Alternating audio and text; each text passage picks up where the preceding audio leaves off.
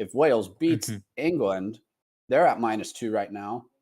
They have to at least add 1. So Wales would actually get in over Iran. Now, again, very strange.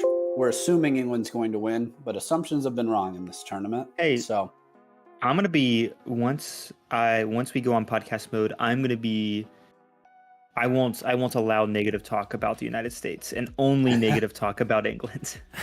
Oh man.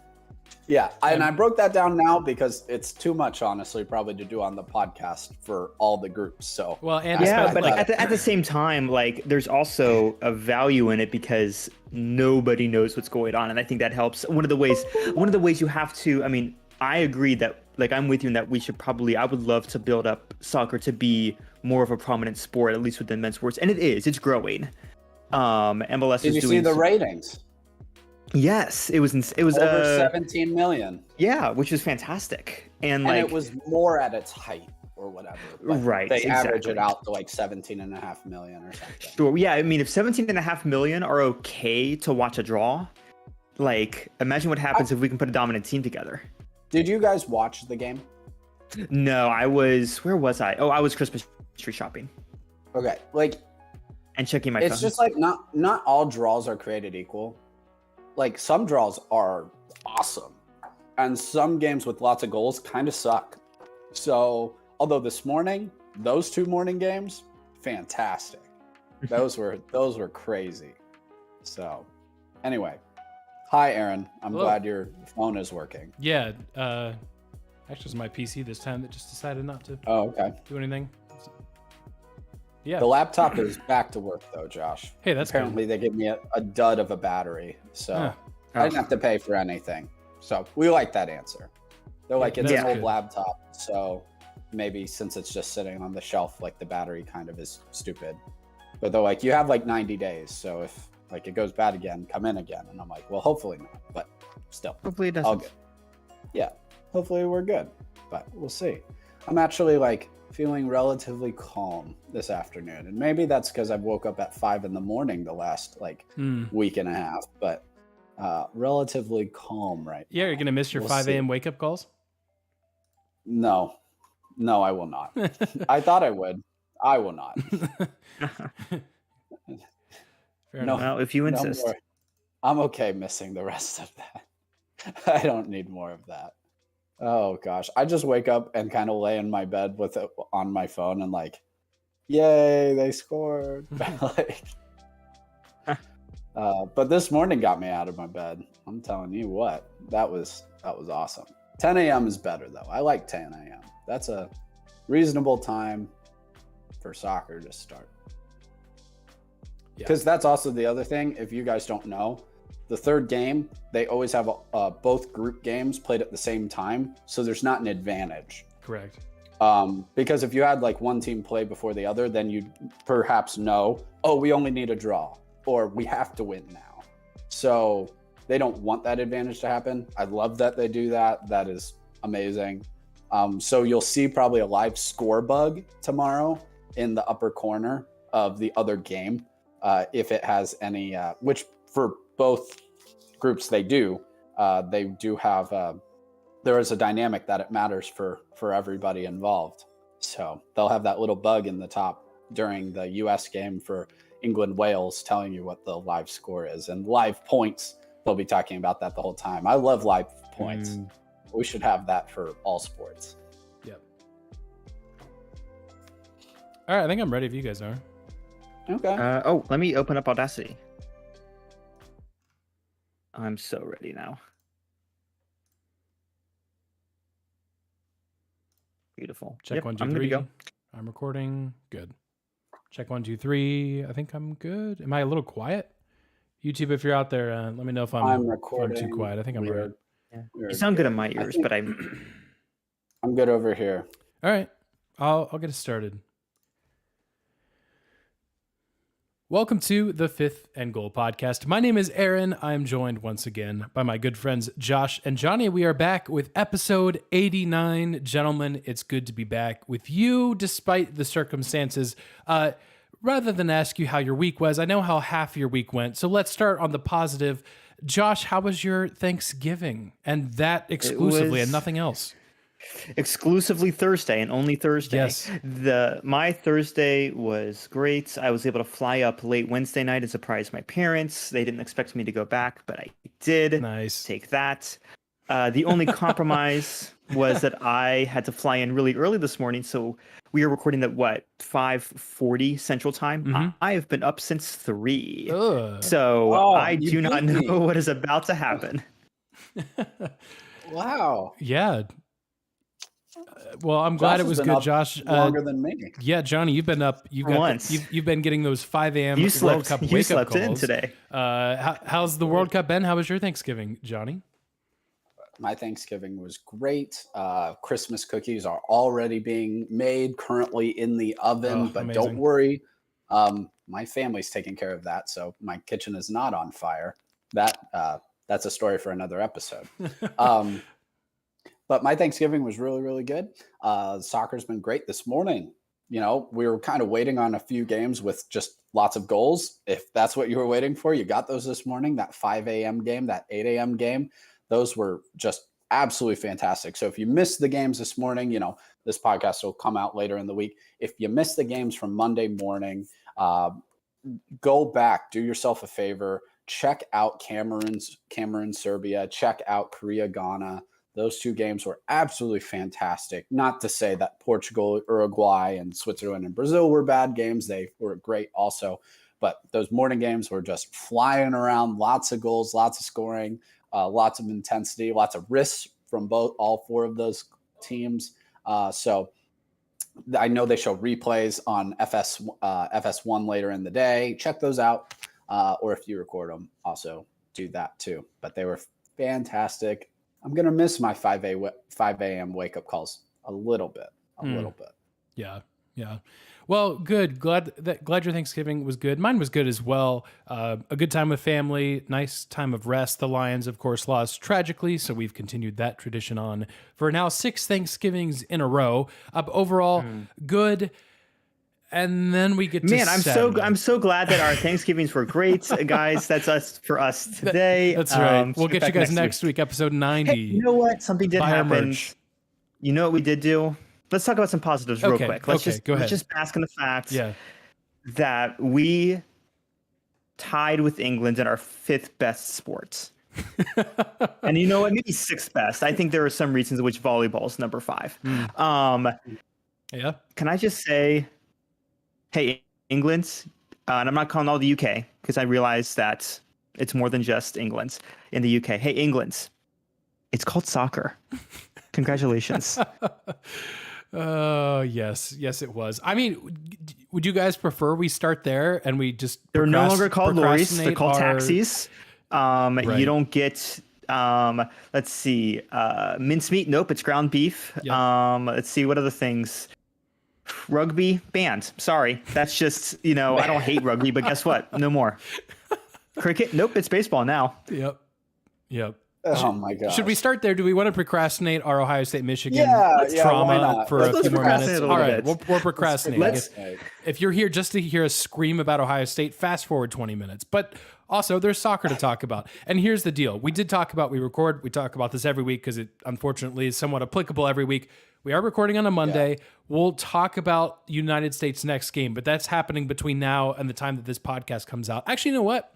Maybe future editing Aaron will be really on it tonight and he'll get it out early so we can have that's what's going to happen. Future editing Aaron hates me right now, but here he is probably late on Monday night editing this. So this is out on Tuesday. Hello everybody on a Tuesday, but let's talk about it. US England. I watched the whole thing. Johnny, what do you have to say? We'll talk about the game itself, but just from a visual standpoint, you start the game 0-0, at halftime at 0-0, the end of the game is 0-0. What would you have to say to people that are like, well, why did you bother playing the game? Nothing happened. What would you say to those folks? There's more to the game than just scoring. If you watch football and you understand the game to some level, there is a beauty in watching just a perfect block in the trenches from the offensive lineman. There's a beauty to the defensive end making that perfect swim move on that left or right tackle. There is beauty in seeing the corner break down perfectly and break on that ball in that incoming pass and stop the receiver from being able to catch the ball. There's a lot of beauty in the sport besides just scoring. Now, is the point of the game to score? Absolutely. And you saw some really close opportunities. Turner made a great save. Pulisic made, he hit it off the crossbar. That was a killer. There was a lot of energy in this game.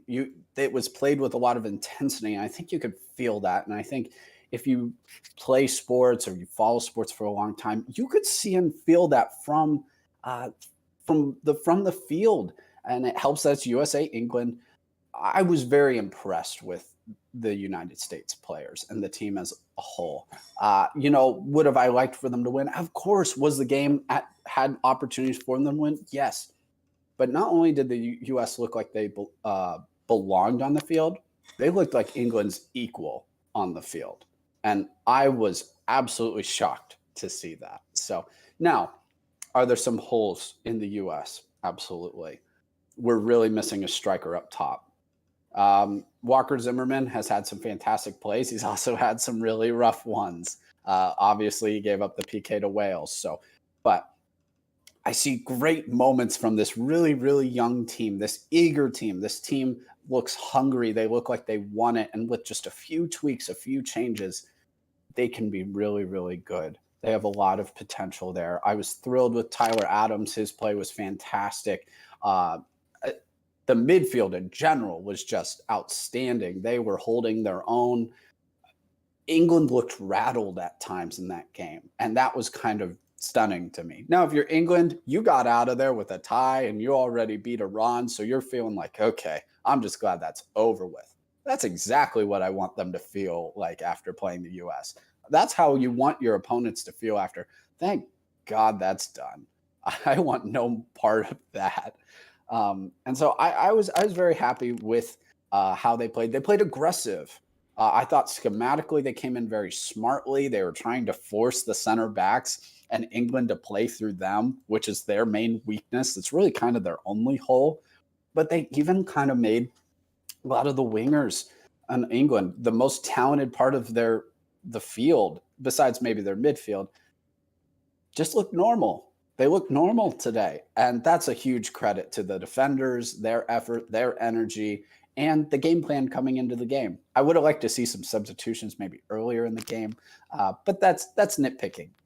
If we would have come into that game and said, I can get you a tie against England before the World Cup started, I think almost every American fan would have taken that. So let's not get nitpicky.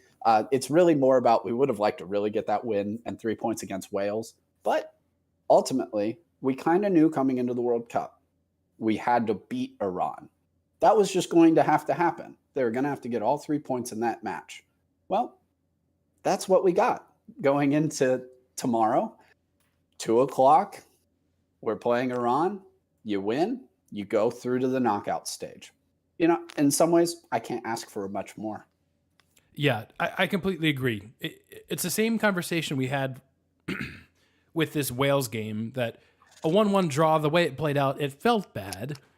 But you ask a U.S. fan, or perhaps even some of the players on the team, hey, what about a draw? And you'd probably think, okay, sure. Same thing with England.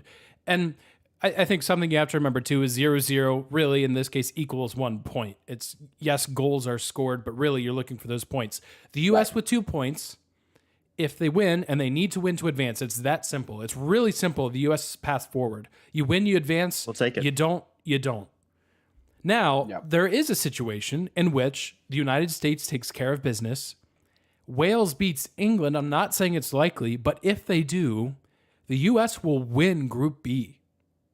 Now, I don't think it's very likely, because in that situation, England would actually find themselves out of the tournament, which I know the U.S. shut them out, but I have a hard time fathoming that England would let quote unquote little brother knock them out of the tournament. I just have if that happens, fantastic. But it's Brexit Part 2. Wales is independent now, guys. Congratulations. Well, and it's if you didn't watch the Iran-Wales game, Wales goalie got a red card in that game, which is kind of what allowed Iran to score that late stoppage time goal to beat them. Yeah. So he's not going to be able to play in this game. So Wales is now also without their starting goalie. It was going to be a stretch for Wales to win anyway. That's going to make it extraordinarily tough. It's not impossible. Who knows how it works with these UK rivalries? There will be something a little extra probably Wales has for England in this game. I'm not by any stretch saying it'll be easy, but like I agree with you guys. Maybe a draw, but I really have a hard time seeing England losing that match. But that's why we play. Yeah. We've seen so many upsets already. Costa Rica lost 7-0 to Spain and beat Japan 1-0. The same Japanese team that beat Germany 2-1 the week before. So that's why you play. Who knows? Maybe Wales will be able to pull it off. Yeah, stranger things have happened. You never know. If those two teams do, in fact, draw, it comes down to goal differential as far as seeding and such, and by virtue of England's 6-2 victory over Iran.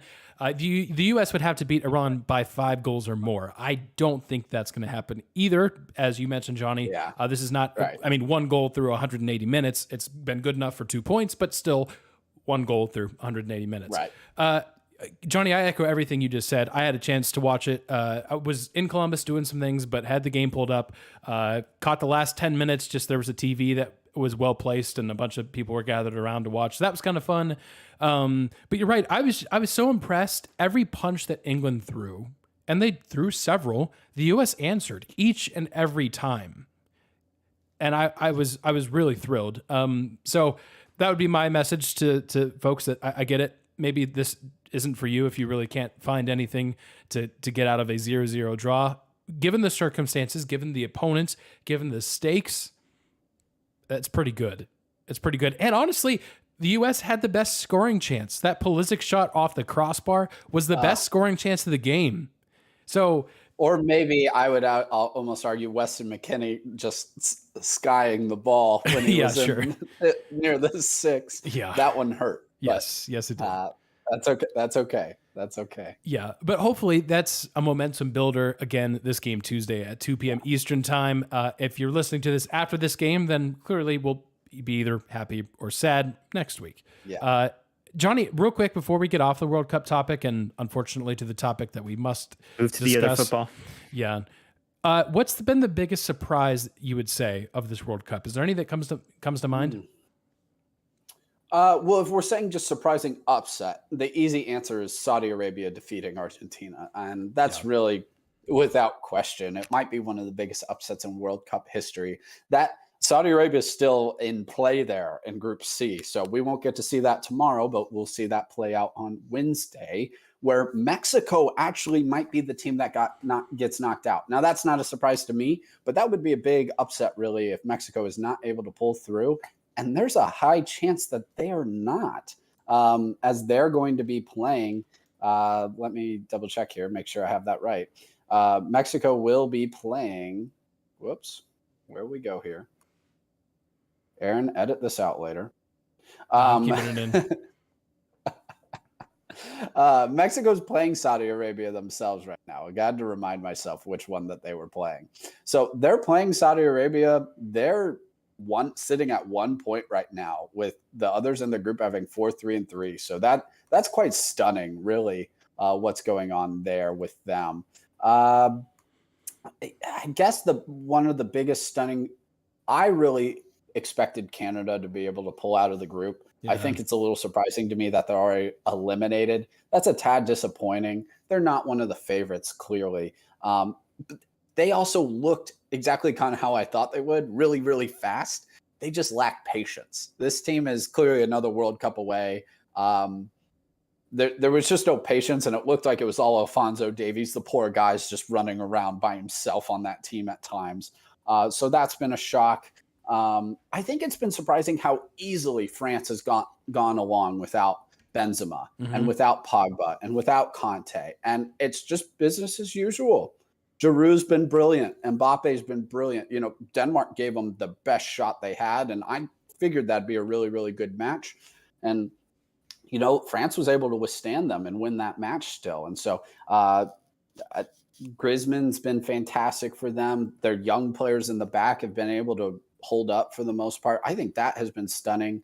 And I think the other two that I'll just mention real briefly, because I know the answer was what's been the most surprise, and I'm giving you like 5. Germany, they didn't get out of the group stage last time, and I am shocked that this is happening to them again. Not only losing to Japan, giving up that 1-0, 1-0 lead, and allowing Japan to take that game in the second half and get all 3 points. They were able to tie Spain after Spain scored the first goal. So that's big to just keep them alive. But they're at the bottom of the group again. And, I think they have a good chance of being able to get through. They're getting to play Costa Rica. And I know Costa Rica was able to beat Japan.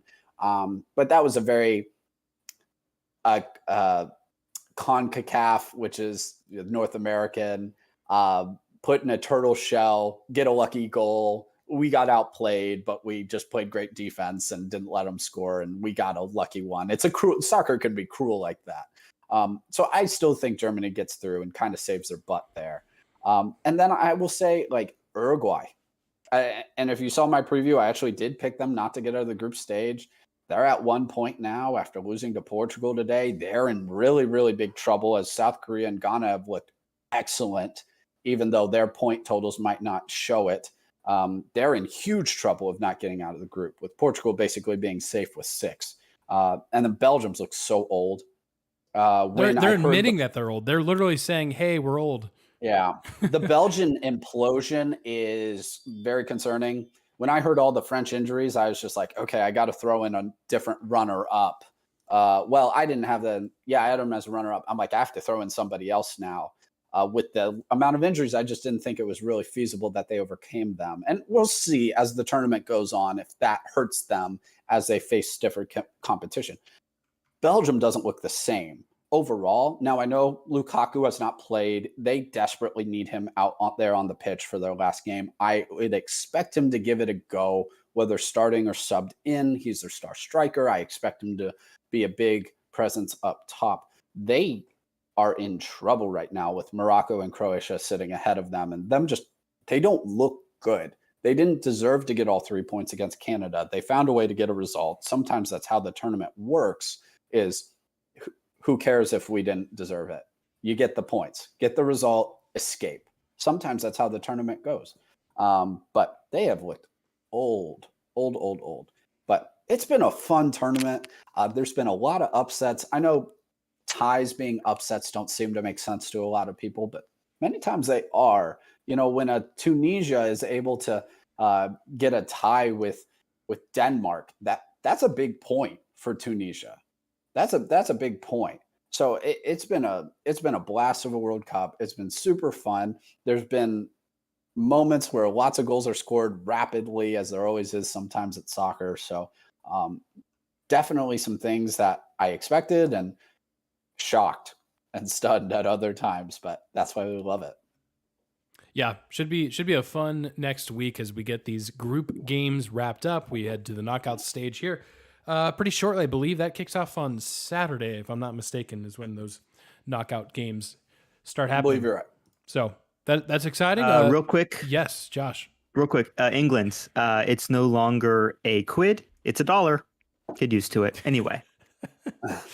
Oh, I would like to say one thing just for the benefit of all who is not used to the World Cup. Yeah. So we've had staggered start games throughout the whole group stage. We'll have the 5 a.m., 8 a.m., 11 a.m., 2 p.m. games. Going forward, as these group games are going, and this includes tomorrow, we'll have Group A, which is the Netherlands, Ecuador, Senegal, and Qatar, will all play at 10 a.m., their 2 games, and Group B will play all their games, including the U.S., at 2 p.m. This is because the results of every match affects the other game as well. And so to avoid any advantage of playing the later match, they play at the exact same time. So make sure you check, like, if you're following another country besides the U.S., check on the schedule. You might not be playing at the exact same time, or it might be messed around, but that's how it'll work throughout the third game of the group stage going forward. So check the table online. Fox Sports has good stuff. ESPN has good stuff. Check that table. and you'll be able to see scenarios and where you're sitting at points and goal differential and all those tie-breaking scenarios. But also hit us up on Twitter if you have questions. Happy to answer those. Yes, absolutely. At Fifth Goal Sports on Twitter. We're happy to answer any of your questions, kind of like we did on Instagram last week. So if you also have questions and you want a video answer, then hit us up on Instagram at Fifth and Goal Sports, because Instagram gives you more characters than Twitter does for your username. All right, Johnny, thanks for that breakdown. World Cup action moves along. All of our teams seem to be doing relatively well so far, even though I switched my pick to Argentina. I think they'll be okay. We'll see. All right, guys, it is time to have the conversation. Saturday did not go the way any of us wanted it to. Josh, over to you, since Johnny and I will probably go on epic rants. Yeah. Josh, what were your thoughts? What were your thoughts then? Yeah. What are your thoughts now? How's your processing process been? I'll be the non-yeller here. So Okay. you can, so maybe I might pop in another 5 or 10 minutes. You might hear me kind of reset the calm us energy in the down. room. But overall, sad. Yeah. Not surprised based on what we had expected. The one question we had is, one sec, I have forgotten. 3 a.m. Josh has forgotten every Michigan player's name. Now, to be fair, as I should, but who's their quarterback? I want to say McCarthy. AJ or JJ. Yeah, JJ McCarthy. JJ Yep. McCarthy. I'm like it's one of those. It's JJ Abrams up there. Yes. So when we were talking about this last week, we knew that McCarthy was probably going to get more throws, even if they had a run game. The question we had was whether or not he could actually make those big throws if Harbaugh was going to coach more aggressively, which we expected him to. They responded pretty well to that new. It took them a sec. They really warmed up after the second half. That's kind of what we expected too. The issue is Ohio State did not warm up at the same rates. In one sense, the safe calling and the almost scared calling at times.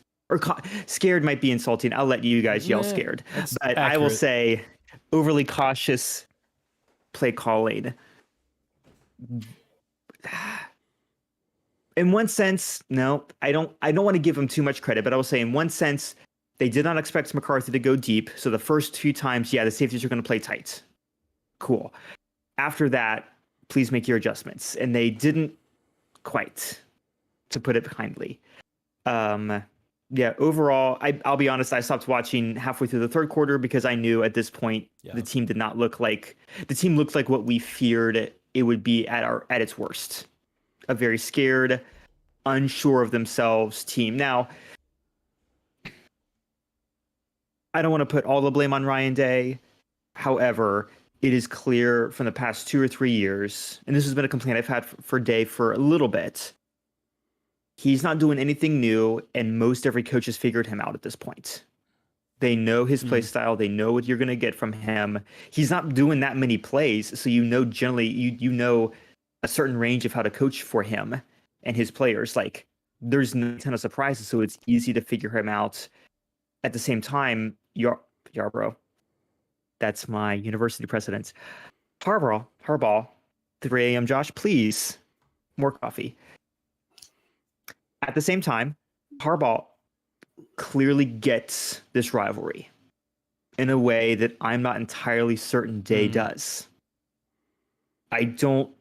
One thing that we appreciated with Tressel and Urban is and Fickle too, to a degree. They understood, even though we only got a year with Fickle, they all understood the history and the gravity of this rivalry in a way that I think we assumed Day got, because we had very little issue the first time we played Michigan with him as the head coach. Since then, I'm not as convinced. I saw on Twitter the Cooper conversation, whether or not this is the reincarnation of Cooper. I'd say it's too soon to go there. At the same time, I see where they're getting, because there's a lack of tenacity when it comes to this game and how he's coaching. This should be the game where you are throwing pretty much everything at them. This is the game where you go in angry and ready to go. And we thought we were going to get that. We had a bad loss in the Big House last year. It was one of the largest margins of victory in a long time. We thought, okay, this is our game. We were favored by 9 points at home with the benefit of the doubt, with the, I mean, pretty much even, but I'd say maybe slight edge on pass efficiency and theoretically fewer injuries, give or take. We had everything going for us, and he still coached the same way we feared he would coach, safe and it was since boring and easy to figure out. And Harbaugh took that and opened up a can of, I can't use those words, right on us. Yeah. Then that is the, if you enjoy calm Michigan talk, here's Johnny. You can just pause or mute here. Aaron, go ahead. I was gonna let you go first. Oh, you guys are so kind. Right, we see, have not. okay. I tell you guys every week we need to yell a little bit. All right, turn down the gain on your mics and just lay into it. Let's go. It's good so TV. Here's the thing. I was really upset Saturday. I'm still upset now, but I feel like I've had 48 hours to think about it. Josh, you're 100% right with everything you said, because what were our concerns last week? If you did not catch our episode, here's a quick recap. We were concerned, we were hopeful that Ryan Day's play calling to this point was because he was holding his cards for this game. In fact, we got to this game and realized, oh no, this is just Ryan Day's play calling.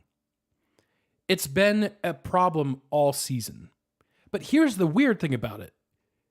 Ryan Day was the play caller when Ohio State put up 62 against Michigan. So in my opinion, it's not as if Ryan Day is incapable of calling the right plays and getting his team to work. No. I just don't think mentally he's able to overcome the pressure of this game specifically and across the whole season, because he coaches scared. That has been translated onto the players, notably CJ Stroud. I don't think CJ Stroud had a horrible game. He was still making his pinpoint passes with zero room and making completions. And yes, did he miss some opportunities where he could run for a first down? Yes. Was he perfect? No. Down the stretch in the fourth quarter, did he make 2 turnovers that really cost Ohio State any chance of coming back in that game? Yes. But CJ Stroud, I'll give him credit, was begging Ryan Day to go for it on fourth down. Now, I'll give Ryan Day credit. He at least called a fake punt that Ohio State didn't execute, so they just punted it. Execution throughout was poor. All of it was bad. 3 unsportsmanlike conduct penalties on Ohio State, 0 on Michigan. This team that we've been talking about. Yes. Just idiotic. Like that's not up for debate. It's not up for debate at all. There was like one instance in which Michigan was starting to get chippy, and JJ McCarthy took over and yanked his guy and said, absolutely not. Grabbed him by the jersey, yanked him back and said, absolutely not. And they ran the next play and probably scored a touchdown. There's so much we could break down about this game because so much went wrong for Ohio State. And I don't understand for the life of me. You have CJ Stroud as your quarterback. Why not set up some slants to Marvin Harrison? Nobody can defend that, not even Michigan. Nobody can defend that. And they ran that play twice. I don't get it, because you could have the Heisman, you probably should have had the Heisman Trophy quarterback. Think about this. When Bryce Young has the ball, Alabama's down 4 in the fourth quarter, and he's got 2 minutes, you kind of think to yourself, well, crap, Bryce Young's going to win this game for Alabama. When Caleb Williams has the ball for USC down 4 with 2 minutes in the fourth, you think, well, crap, USC's going to win this game. You never get that feeling with CJ Stroud. And I'm not really, it's partially blaming him, but it's mostly blaming Ryan Day, I think. Now, here's the thing. If you're on Twitter or if you're talking to Buckeye fans, they're like, fire Ryan Day, fire everybody. And maybe, Johnny, that's where you're going. That's a bit of an overreaction right now. But here's the worry. Penn State will be better next year with Drew Aller at quarterback, who arguably should have played this year. Penn State, by the way, just brought back the first offensive lineman that would have come off the board in the 2023 draft was from Penn State. He is staying. Yeah. They've got a freshman running back who is fantastic. Penn State's going to be good next year. Michigan's not going anywhere. Wisconsin hired Luke Fickell. I expect him to turn that program around pretty quickly. No, the Big Ten West is trying. Matt Rule. Matt Rule is coming in. Nebraska is paying him all kinds of money. UCLA and USC are in the Big Ten. Caleb Williams will be back with USC because he's not even draft eligible yet. You are in danger, Ohio State, of not only being the clear inferior opponent when it comes to the game like Michigan was for the last decade, you are in danger of becoming the fourth best team in your own conference. There's real risk there. Yes, Ryan Day has not lost to an opponent in the Big Ten outside of Michigan, but there's a reality that could change. If Ryan Day has a similar performance against Michigan next year, then by all means, it's time to cut loose. He's on the hot seat. We talked about this, and I'm exactly with you. We talked about this. Why am I getting that heated? Calm, Josh. Thank you, Aaron. You guys are supposed to yell. I'm not. We talked about this with Harbaugh, with Rich Rod, with whoever was before him who lost to App State. Like the Hoke. No, it wasn't. It was before Hoke. Lloyd Carr actually lost to App State. Lloyd Carr. Yeah, that's right. It was Lloyd Carr. Thank you. Yeah. Oh man, Michigan, y'all had some fantastic coaches. Why didn't you keep any of them? But I'm wondering if we are entering a Rich Rod era, because one of the things that we have to and there's a reason that Michigan went through a little mini carousel for maybe a course of 20-ish years. What is your goal as Michigan or Ohio State? Specifically Michigan, you have to beat the main rivals. Mm-hmm. Michigan State, Penn State, Ohio State. You have to beat those guys to get through to the Big Ten championship. And they obviously have national championship goals, but you have to beat those three main rivals every year in order to do anything. Hoke and Rich Rod failed that task. And Harbaugh was on the hot seat this time 2 years ago. Yep. We were talking about whether or not he had many years left. And he finally, I remember talking, I don't know what podcast number it was, but I remember talking about this last year. It clicked with him last year. We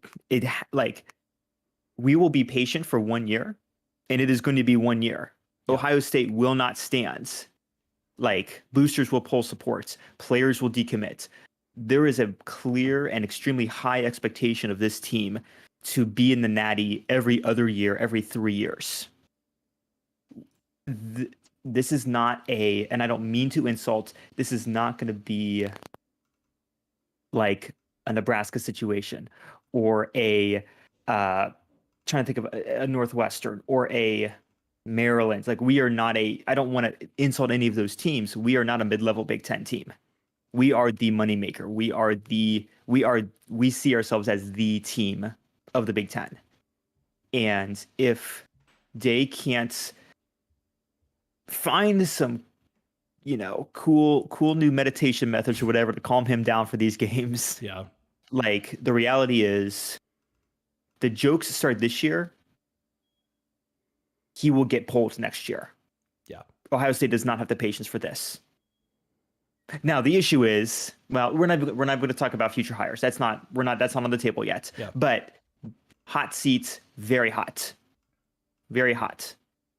And I will say, when do we play? We're hosting Penn State next year. What days or what week is that? I don't know if they've announced. It's usually mid-October. Mid-October. I will say if he struggles or loses against Penn State, I'll pull him before the Michigan game.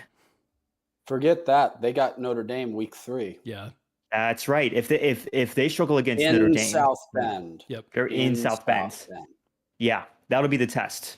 If it looks like they're struggling against that, if it's the same issues, then we're done. Now, to be fair, we are guaranteed a bowl game regardless. So we will see what happens with the bowl game. We're not talking about. Unless you guys want to, we're not talking playoff hopes for Ohio State at this point. There's some. I guess I'll talk schematically what went wrong first, and then I'll get to the second piece. But I'll try to be relatively brief and calm as I can be. No, I was calm. You can yell. It's okay. Those 5 a.m. wake-up calls do help you mellow out a bit. Now, schematically the problems. Ohio State went down the field and scored a touchdown on the first drive. Yep. I think everybody was like, all right, here we go. Yeah. I would like to point out to everybody, that was still a 12-play drive. That still went exactly how Michigan wanted it to if Ohio State was going to score a touchdown. What does Michigan do on defense ever since that 2018 game where Ohio State just, crossing patterned them to death, with Paris Campbell and Johnny Dixon. And, they're just, oh, okay, 5-yard throw through the air, and he's running it for 70 yards for a touchdown. What did Michigan do? They got lighter and faster on defense. They play 7 or 8, sometimes even 8 back into coverage, allowing only 3 or 4 at the line and saying, we believe in these guys. They can stop the run enough. It's more important to stop weapons like Marvin Harrison and Emeka Egbuka and Cade Stover, right? So that's the idea here. What does that allow the defense to do? They're looking at Stroud the whole time. They are focused on the quarterback, and they're ready to rally to the ball. What are they begging you to do as a defense in that situation? Throw it into tight windows, throw screen passes and bubble screens that allow you to rally to the ball quickly and limit damage. What did Ryan Day continually do in this game over and over and over again?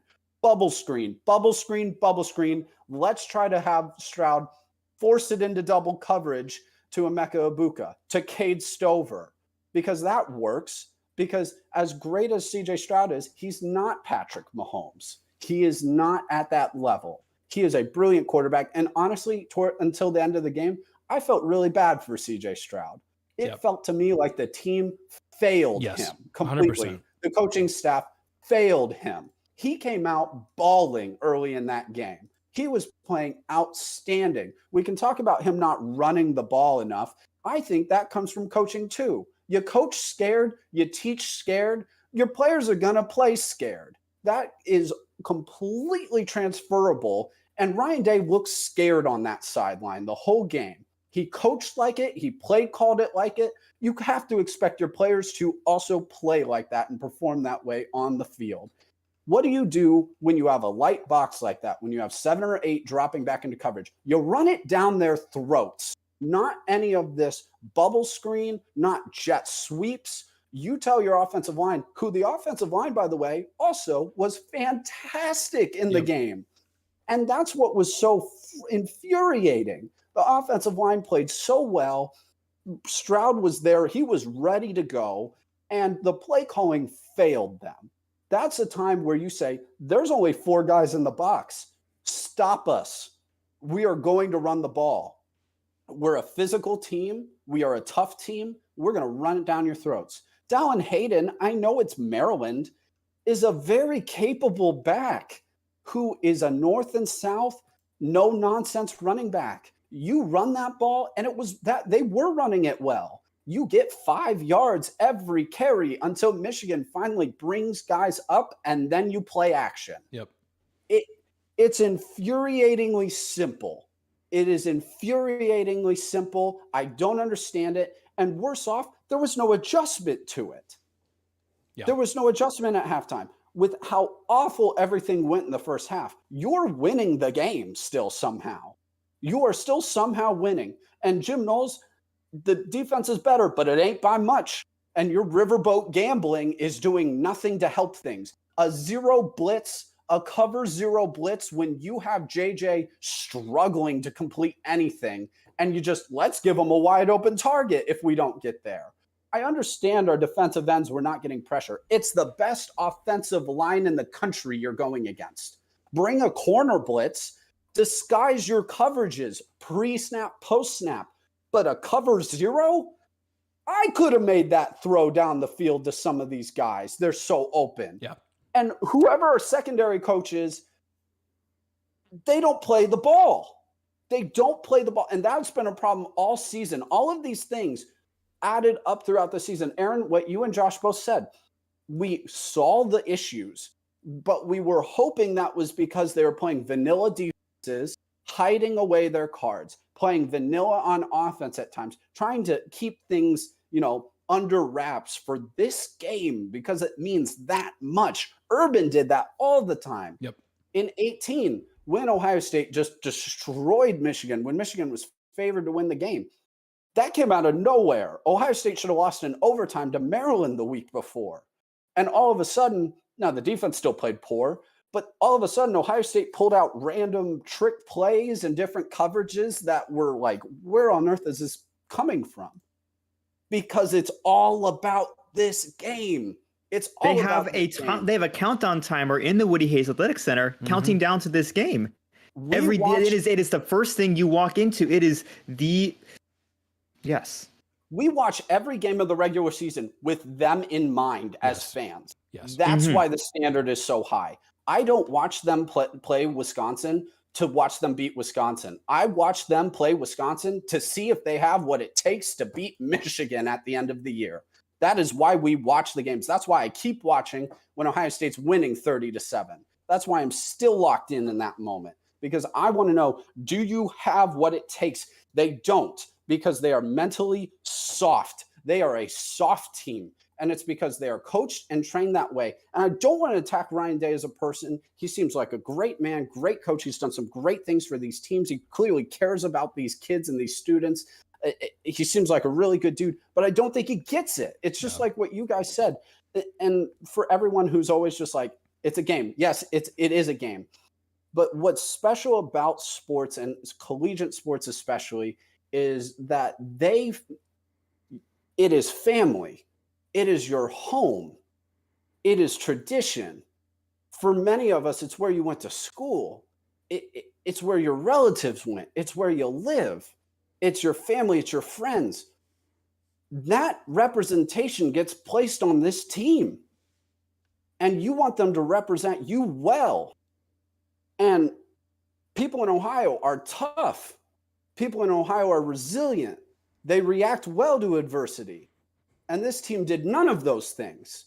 And that's why I sound angry. I'm more embarrassed than anything. My major feeling is embarrassment, because they gave up in the fourth quarter too. That team, when Donovan Edwards ran off those last two big runs, that they gave up. They gave up. And that was unbelievable to me. Not that they lost, but that they gave up. And that kills, and maybe we'll talk here just really quickly about the playoff and what's going on there. But that was a tough pill to swallow. Yeah. It was tough. It's one thing to see, it's a rivalry. Michigan's going to win some games, but I want to see toughness. I want to see resiliency in the face of adversity. And I did not see that from this team. Where was that leadership? Yeah. Where was it? And when Aaron, what you said, when they didn't go for it down, that killed the team. That showed a lack of trust in the players. Yep.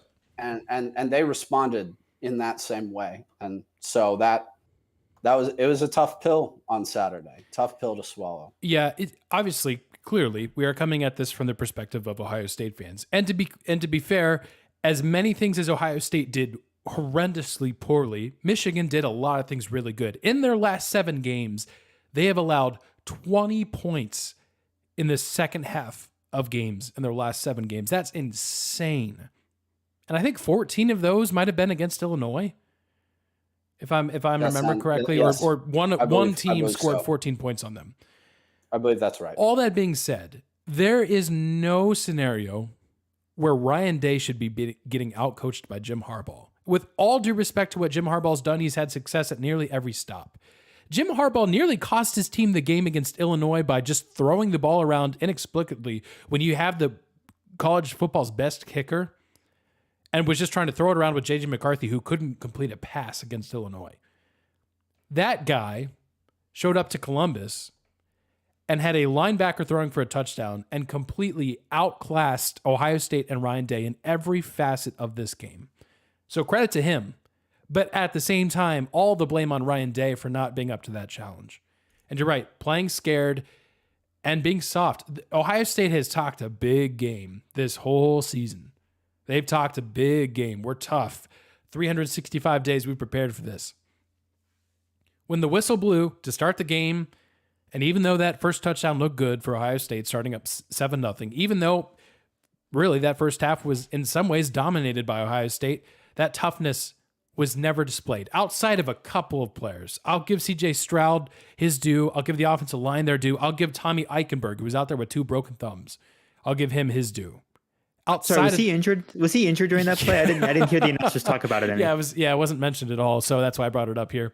Thank you. Yeah. The list was short of players who played tough. It was very short, and we could probably talk about this for 3 more hours. We will not. We'll spare you that trauma.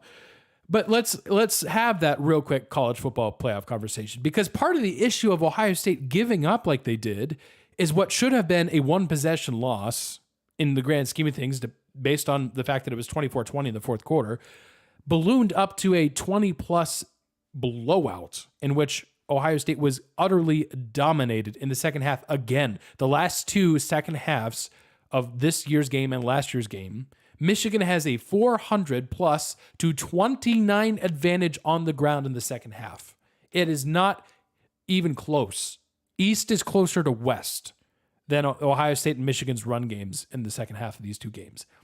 And that's why normally there wouldn't be a conversation. Ohio State, and maybe they still will be ranked number 5, and yet even though that loss was horrible, they are, in my opinion, 1 USC loss away from getting in the college football playoff. Because unless we see some crazy SEC bias, which I'm not counting out at all, I'm anticipating Georgia's still at number 1. There's an argument that they shouldn't even be number 1, that Michigan should be, but whatever. Georgia 1, Michigan 2, TCU 3. By the way, TCU needs more props for putting 62 up on Iowa State than they're getting. That's insane. Look into some numbers there to see how insane that is. Number 4 will be USC. I'm anticipating 5, Ohio State, Alabama 6, Tennessee 7, even though Tennessee, in my opinion, should be above Alabama. Absolutely. But that's what I'm anticipating. Again, likely that you'll already know the results of that when you hear this.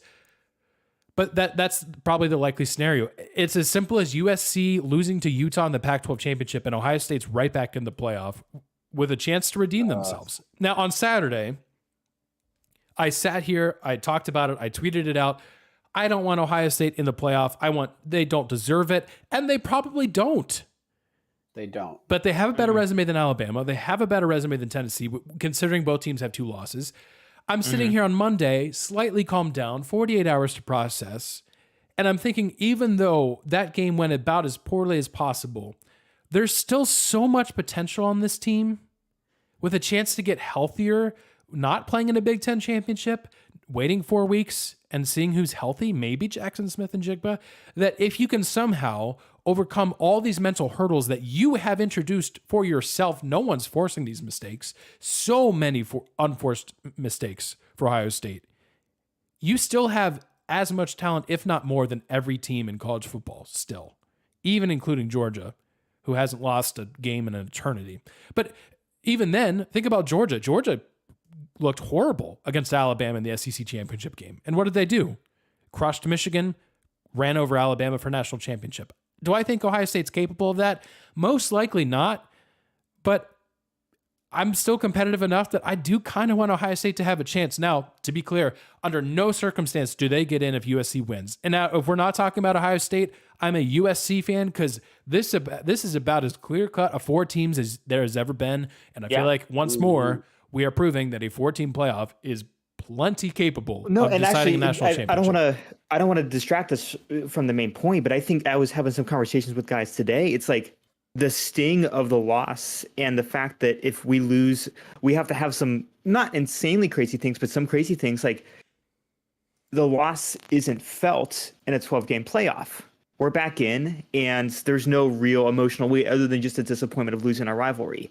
Like there is no burning sting of defeat. Like, and I know, I feel like I was moderately okay with the 12-game playoff after this. After the rivalry, I'm like, the rivalry will die in a way if it really doesn't. This has always been the gateway for either team into the championship, into the Big Ten championship, into the what is now the actual playoff, but before then any sort of actual BCS championship. Like this has always been a high stakes game, and you get rid of all the stakes once you add these 12 teams. Josh, I think it's as simple as this. It's what we said. It's as simple as this. If you are not a fan of Alabama and Ohio State, aren't you cringing and hoping desperately that neither team gets, like, that USC wins so neither team gets in the playoff? Because you're tired of seeing them in the playoff. Alabama, we're self-aware enough to realize that Ohio State is the second most hated fan base. Yes, even though Clemson looked horrible against South Carolina, Clemson's still in the playoff in a 12-team scenario, probably because they just win the ACC. It's that simple. Right, there's a chance Clemson's a top 4 seed. What are we doing in this 12-team playoff? That's besides the point. Johnny, go ahead real quick. Live on YouTube, that's where we also record this show. Curtis has a great question, and it's maybe an overreaction, maybe not. Is Ohio State a university that kind of becomes focused on churning out NFL talent rather than winning big games, whether intentionally or not? I think that's the I've result. heard that accusation. But Johnny, over to you. It's a great question. Excellent question. That's the John Cooper question. Yes, it is. Because there are so many NFL guys that came out of that era. He could recruit like none other. You could argue he could even coach them up like nothing else, but he never understood the game. He didn't get it. He wasn't from here. And I don't want to make it sound like if you're not from Ohio, you can't get it. We thought Ryan did. And Urban has a lot of flaws. So don't hear me as Urban Meyer's this great upstanding person.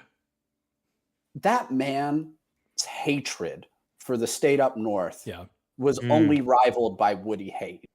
Because that man would not allow any shade of the color blue within any football facility on campus. Any of them.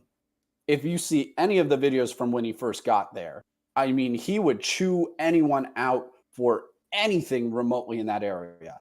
And if you're on social media, Curtis, I know you are, with like the former Ohio State Buckeyes, they were horrified by what they saw. And not just the missed plays and the missed tackles and missed coverages, but by the lack of heart and tenacity they saw on that field. I would argue, obviously, inadvertently, Curtis, like no team is going to be like, we don't really care about championships. We just want to turn out NFL talent. The NFL talent's still going to be there. Marvin Harrison's still going to be probably near a top 10 pick, not this year because he's not eligible, but the year after. Jackson Smith and Jigba, despite the injury, somebody will take a risk on him, if you will, late in the first round because he's that talented. CJ Stroud will be a first-round quarterback. We're going to have offensive linemen go early in the draft. We're going to have a lot of, especially on the offensive side, guys taken early in the draft. That's not going to stop anytime soon, especially with the success you see like Garrett Wilson and Chris Olave have in the NFL.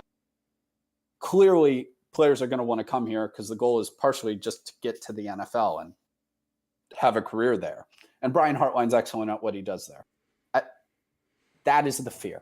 Honestly, that's the fear. This is not going to be Florida State when they went in the toilet, or Miami currently, or Nebraska currently.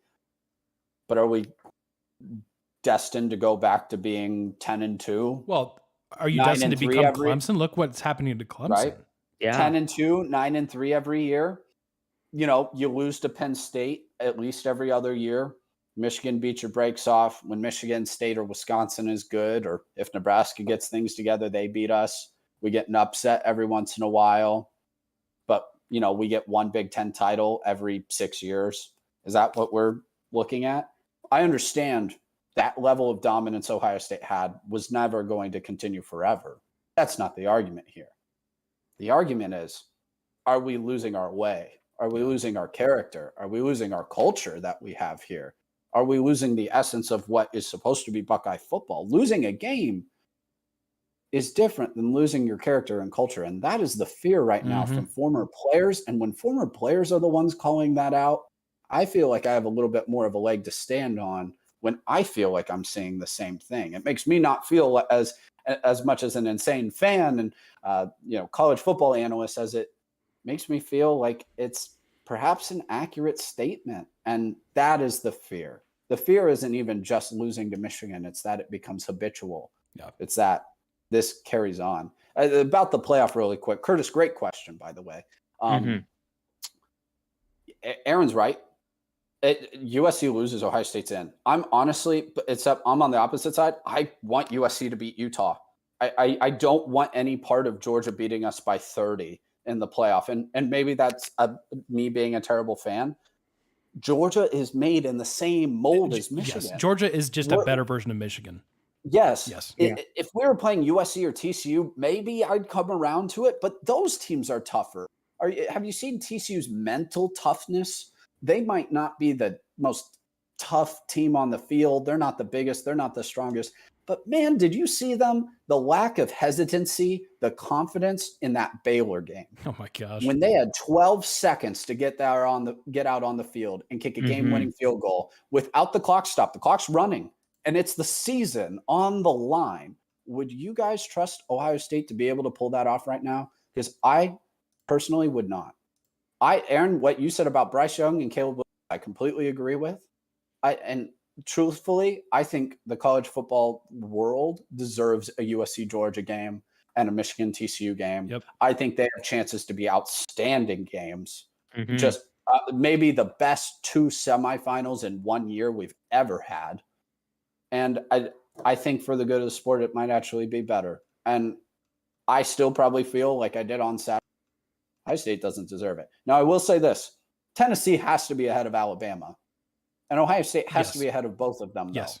And this is me. Literally, you just heard me say, I don't want Ohio State. I don't want them to be. But that has to be how this is done. We can't be talking about two-loss non-champions in the playoff who didn't even make the title game. And I was going to hear if you want to argue the Tennessee argument because Hendon Hooker's hurt, okay, I'll hear that. But don't give me that Alabama's resume is better than Tennessee. Resume be darned. They beat them on the field. And by the way, Johnny, the resume is not better. The resume is not better. It's not. No, it's not. But Aaron, even if it was, it doesn't matter because none of it matters if we don't count what happens on the field. Yep. And that is absolutely ridiculous. It is ridiculous. So Tennessee should be ahead of Alabama. Listen, none of the three of the teams deserve to be in. Doesn't mean they're awful teams. Doesn't mean they didn't have good seasons. I feel for Tennessee, especially with Hendon being hurt. But they're going to go to great bowl games. Kudos to Tennessee also, handling business with Milton after Hendon got hurt against Vandy. But I honestly hope the top four, what we expect to be the top four because of LSU and Clemson and Oregon all losing, as well as Ohio State. I hope it honestly just stays solidified. And if you're not following closely, if TCU, Michigan, or Georgia lose in their championship game, all it should change is seeding because those three should be in anyway. And if that's not the case, especially I know there's been rumors about TCU, if they lose, that's absolutely garbage because their spots should be locked in. You want to change their seeds? Fine. But their tickets should have already been sent out to them. Yes. Without question. No arguments there. All right. Well, I'm sure that game's going to come back to haunt us in some shape or form. It'll be interesting. I mean, worst case scenario, if you want to look at it this way, Ohio State's heading back to the Rose Bowl. But what does that mean? Who do they play out of the Pac-12? Because outside of USC, the Pac-12 is a complete mess. You could play Washington. You could play, again, assuming USC wins, you could play Oregon State. You could, in theory, still play Oregon. I mean, it's just wide open. Who knows? But it's an interesting conversation. Will CJ Stroud play if it's a Rose Bowl? Will we get some Kyle McCord if you're Ohio State? A conversation for a different time, as we are definitely going long, as you probably expected after a game like this. It is time for our picks of the week. Josh, well done on your pick. The U.S. did not win, but your 1-0 prediction last week was the closest of the three of us. So that means our scoreboard is myself with 48. I've been stuck at 48 for a while, it feels like. Josh with 46. Johnny with 44. Josh, would you like to walk us through our picks of the week this week? Yes, let's do it. So this week we're picking two games. First off, we are picking US-Iran, which will happen if editing Aaron at 4 a.m. Hi. Yeah, hello. I hope you're doing well. I hope you have... He's not. I hope this email finds you well. It does not. It does not. Go on.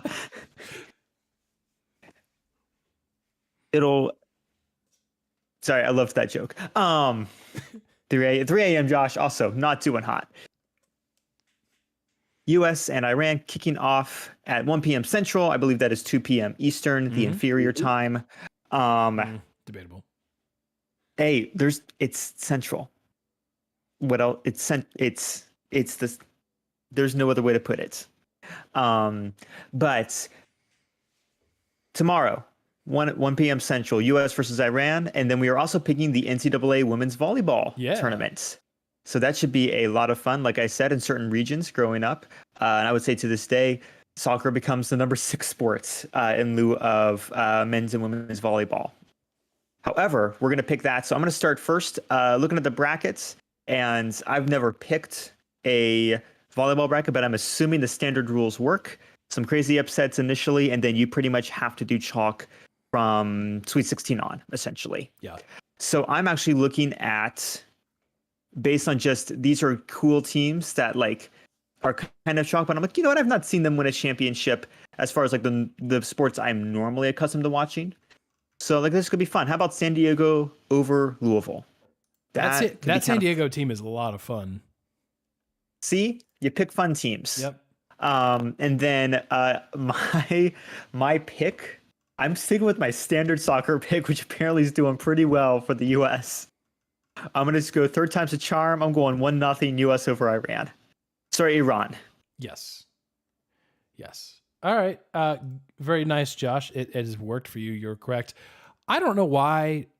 I don't know what about this week with the Lions loss, the U.S. not winning, and Ohio State has made me this confident. But I'm going to say the U.S. wins 3-1. I don't know where they get 3 goals from. Maybe an own goal somewhere in there. Just weird stuff. I'm going to say they win 3-1. Storing up goals they should have scored in the previous 2 games. Yeah, exactly. Yeah, you're right. I'm going to say 3-1. There is a scenario if they get a goal early that the wheels could kind of come off. Iran could kind of become deflated. We'll see. I'm saying 3-1, even though it's not very realistic. On the volleyball side, I do have Texas. Texas is not back in football.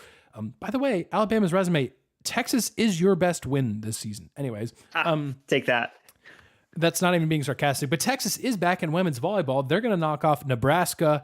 It seems like there's always a Big Ten team there. So I'm going to say Nebraska gets there, but falls to the 1-seeded Texas Longhorns.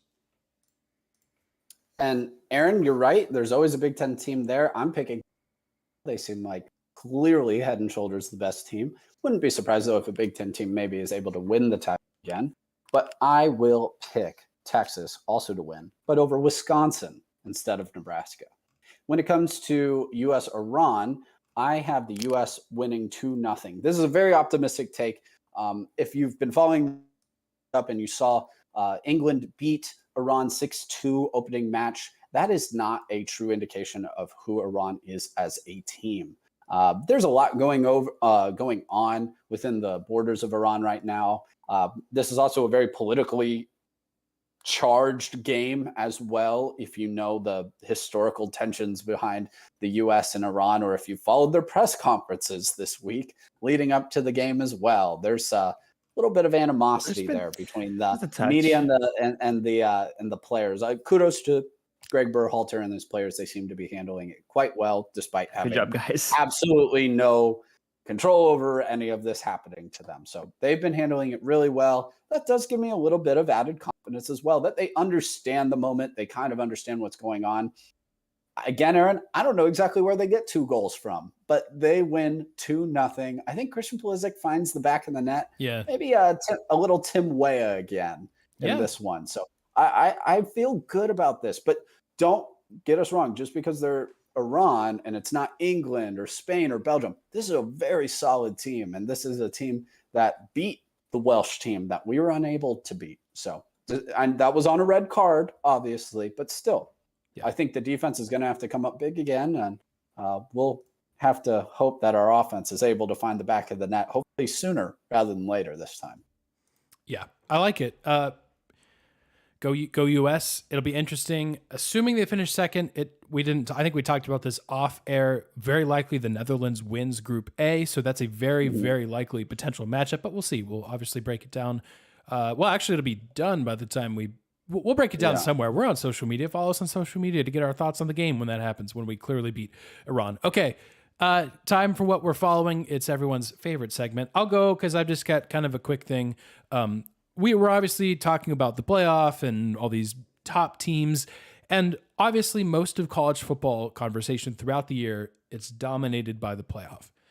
But there's so many good underlying stories. There's teams that have been really, really bad for a very long time that are going to bowl games. Kansas is going to a bowl game. Duke has had an incredible turnaround season, and I believe is either 7-5 or 8-4. They're going to a bowl game. UConn, maybe perhaps the biggest turnaround of any team in college football this year, is going to a bowl game. It's fantastic. There's a team that Johnny and I were able to cover a few times this year, and that was the Miami Redhawks.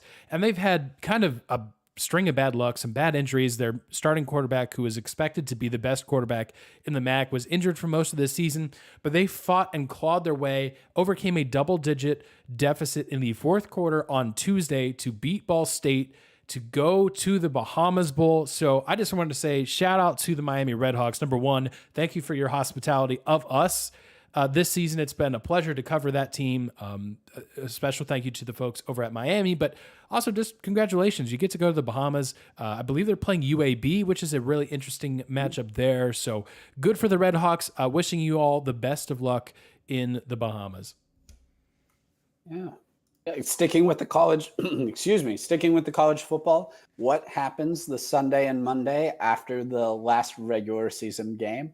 Unfortunately, the coaching carousel begins to spin, and we were at least we've had a cool like 48 hours, 72 hours. Yeah, it's been a wild 48 hours already, and a somewhat unexpected move. We saw Luke Fickell, Cincinnati's head coach, who got them to the playoff last year, make a move to Wisconsin. I would like to just say, Wisconsin, well done. Yeah. That's about as good of a hire as you could have. He said no to Michigan State. And maybe part of that's not wanting to play Ohio State every year and be in the same division, being a former Buckeye himself. Part of us kind of almost thought in the back of our head, maybe he's waiting on that Ohio State coaching spot to be vacant. Maybe that's still the case, but that's a topic for another time. Wisconsin did a brilliant job. It'll be fascinating to see who Cincinnati replaces him with, but the Big Ten West got a lot better. Matt Rule going to Nebraska. I know, again, if you casually follow college football and you're more of an NFL guy, you're like, well, he was terrible at Carolina. He is a program builder in college football. He got Temple from the dirt to multiple 10-win seasons. He got Baylor from nothing in the dirt to 10-win season. He builds a program. And so instead of going out and getting the flashiest hire, or going out and getting the newest offensive mind, they went out and got a guy who has a track record of being able to build programs that don't even have a good history of football to somewhere. And Dave Aranda is doing a great job in Baylor, somewhat based off the foundation that Matt Rule created there. So I think that was also maybe the best hire they could have made. So well done to both of them. We're hearing a lot of rumors about Deion Sanders. That'll be really interesting to watch. You know, they've been talking Auburn. Looks like Auburn's going to be taken by Hugh Freeze. That does look official now, as despite all the rumors about boosters being upset about it and different people not wanting it. It looks like Hugh Freeze is the guy there. Lane Kiffin's staying in Ole Miss. Looks like Tulane's coach might be heading to Georgia Tech. That would be an outstanding hire. I feel sad for Tulane, though. A lot of moving pieces here. So it looks like the Big Ten might be done for the time being, but there's always a few more wrinkles that get thrown in that we don't expect. So fasten your seatbelt. Coaching carousel is spinning. Yeah. The interesting thing about that Luke Fickell hiring, among many things, is someone is going to take that Cincinnati job. We just had the conversation about Ohio State and the potential issues. If Cincinnati can pull Brian Hartline, who, yes, recruited the likes of Jackson Smith and Jigba and every big wide receiver the last few years, that's when the panic could really set in at Ohio State. So watch that. That's certain. If you're Cincinnati, you at least have to ask. It's the same thing. Like Georgia Tech hired Willie Fritz from Tulane. Clearly, he had an excellent season. But I hope for Georgia Tech's sake that they at least made Deion Sanders say no to that job. Because Willie Fritz, as good as this season has been, under 500 career coaching record. And I know it's different. It's group of five. It's different. But just throwing that out there, you at least have to make some of those big names say no. Matt Campbell might be a name that Cincinnati goes after. You talked about Matt Rule. It's interesting because if you're just a college football fan, you don't follow the NFL. Matt Rule was the coach of the Carolina Panthers. It did not go well. As successful as he was in college, it was just as equally poor in the NFL. The Panthers were paying him $40 million to sit there and twiddle his thumbs. So good on him for coaching. And then the contract comes out. In 2023, he'll make $5.5 million, but it escalates from there. If he's still there in 2030, it is $12.5 million per year. You thought that Scott Frost buyout was interesting. Oh boy, if the Matt Rule thing doesn't work out, and I think it will, but if it doesn't, we're talking like Jimbo Fisher kind of money. So anyways, yes, ever interesting is the coaching carousel. We'll be tracking that as well. Josh, over to your podcast. Yes, yeah. No, I've been checking up on Chess Heads. Welcome to Chess Heads. In and out real quick. Just a Chess Heads mini, a little I don't know what to call a quick hit on the Chess Heads. A little guy. What's a pawn? Here it is. Here's a pawn for you. Essentially, I found out that chess.com essentially gets 35 to 40,000 cheating allegations on its hosting sites every year, I believe. So that's the only piece of news I've gotten. It's been frustratingly slow for our OG Chesshead fans, but I will tell you, I am consistently up on that, making sure that you all know the latest of this great chess scandal. As soon as something breaks, I will let you know. As soon as someone sues another person, you'll be the first to know. All right, now out of this, Elon Musk. If you guys are familiar, if you guys heard of this guy, I guess we're on Twitter, so we're all very familiar with this guy. PayPal, SpaceX, Tesla, Twitter, others. Seems like this man gets around. And he has amassed quite a large fan base, both online and in person. And there were a lot of... And sorry, what? And bots. And mostly bots. Mostly bots. Speaking of which, there have been a lot of calls for from the fanboys of Elon Musk for him to invent things, to continue inventing things. He did the Cybertruck. He did Starlink. He proposed a Hyperloop that will never happen. He said so in an interview. I'm sad, but not surprised. It's like you're like a father. Like, I'm not mad. I'm just disappointed. Living in the Texas Triangle, I would love a nice high-speed rail down to Austin and San Antonio, Houston. Like, you can connect those four cities relatively easy. Relatively speaking, not the entire country, but like those four cities, you can anyway. That's my next podcast. A lot of people love Elon Musk. They want him to invent things, but sometimes they're just wanting him to invent things that they think are cool. So I'm going to read off some of the best things that real replies that he have gotten. I've sorted out the like joking ones, and I've gotten the real ones. Okay. All right. So there's so many of them. It's so great. Hey, Elon, can you invent clothes that never get dirty or need ironing? Thank you. That's pretty standard. That's fine. I get it. It's... Yeah. I'm lazy too. I get it. I'm lazy. I get it. Hey, Elon, you should invent a hammer with a camera inside. Wait. Why? A hammer? Because it has a camera inside. Why? You ever miss... He doesn't. This guy doesn't elaborate. Jay doesn't elaborate here. He just thinks you should have one. Listen, you've hammered before. You've hammered a nail before and you've missed, right? That's what I'm assuming. Is like, hey, the camera so you don't miss. What? Because that's gonna work. Listen. I'm being very gracious here. Yeah. Okay. Yes, hammer you are, with the camera. You call it the hammer. The camera. I don't know. Side notes, Elon. Can you invent a passenger plane that can eject passengers from the same way fighter aircraft do? From the side, though. Again, just maybe not everyone on board, and they're... Why? No, sorry, I'm so sorry. From the side, though, just maybe not everyone on board and their pets have to die, crashing into the ocean when something goes wrong. I'm sure even a giant parachute would work. Oh, okay. So in theory, this is to help people not pass away in a plane crash. Yes, but a bunch of explosive devices, because that's how, I mean, it's essentially, I mean, like a bunch of like preloaded explosive devices that would shoot out as soon as there's, detected sparks on a plane. Also, I don't know if you realize this. I'm not going to say that username. Is it still Jay? No, this is different. This is a different one. Again, some of these are anons, some of these are not, but I'm trying to filter out the ones I'm like, you are genuinely trying to have Elon invent something here. The wings and the engines, the turbines, are usually on the sides of the plane. So those people at the emergency exits will not have a great time if they get ejected onto the wing. I'm no physicist. I am no airplaneologist, but that's not going to work. Hey, Elon, can you please invent a dentist drill that plays music instead of that horrible whirring sounds? Okay, I can get down with that one. I can get that one in. Yeah. Yeah. That would, I mean, anything to attempt to make going to the dentist a little better. Yeah. I mean, hey, that's the worst. Hey, how about this one? Hey, Elon, my boyfriend wants to pitch an idea. He says instead of leashes, we should have dog teleport. I'm so sorry.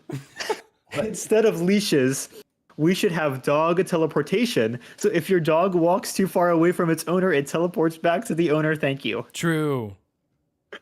Yes, because that's what we'd use teleportation technology for. Only for first. Dogs. Yeah. Only for dogs. For dogs. It's portals, but dogs. I love that one. That's my favorite so far. Hey, Elon, invent blankets, but instead of warming you up, it cools you down. A cold blanket. You ever been in the room and you're like, I am so hot. Actually, I kind of like that one. I kind of like that one. Okay, so here's the thing. I'm trying to figure out. Cooling things. I get it. I get the idea of naturally cooling materials. I don't. I think all the guys in the room would love a cool blanket. I can think of multiple occasions. I'm not. I don't know. I'm mixed on this one. I don't know. I think I can think of multiple occasions where a cooling blanket would have been quite nice. Mm-hmm. Mm. I mean, icy hot, but without the hot. Yeah. Which I'm sure they can do. Final one. Hey, Elon, can you invent the Tesla TV and give me one for free? Anyway, so I was thinking that you can control the TV's position up and down, forwards and backwards, and many more features with just the remote or talking to the TV. Please reply. Did he reply? No. Oh, sad. Which is actually surprising. He's replying to a lot of people these days. He did not reply to Jake 589328. Weird. Oh, sorry to dox Jake, him. 52938. Good job. 328. Get his name right. Oh, Yeah, sorry. Don't be insensitive. I'm trying to determine what he means by up and down. Like, is it? Like I'm assuming it's like TV's remote mounted, tilting, like if it's telescoping and like he can control it from the remote. But again, I don't know why you would do that because we've already done that. You just buy a bigger TV and you buy one of those cool curved TVs that's supposed to do it for you. So I don't know. Maybe again, my only thought is this guy's not claiming IP. He's just saying, hey, invent a Tesla TV. Right. And because I said the words Tesla TV first, I'm going to do a new take on that.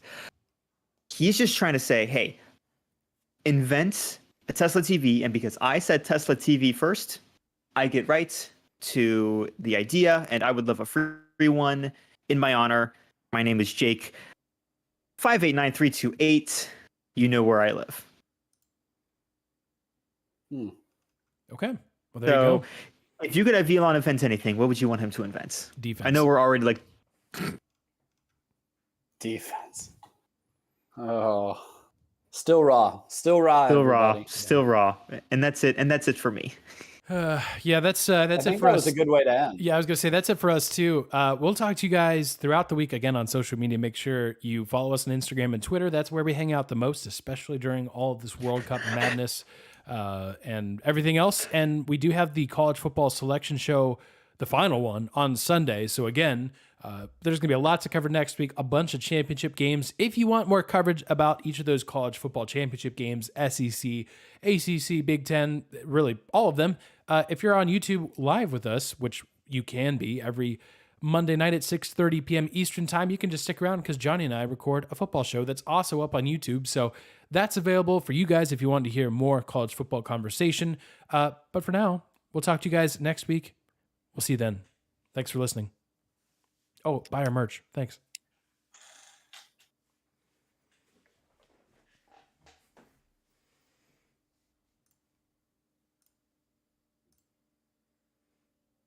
That was great, guys.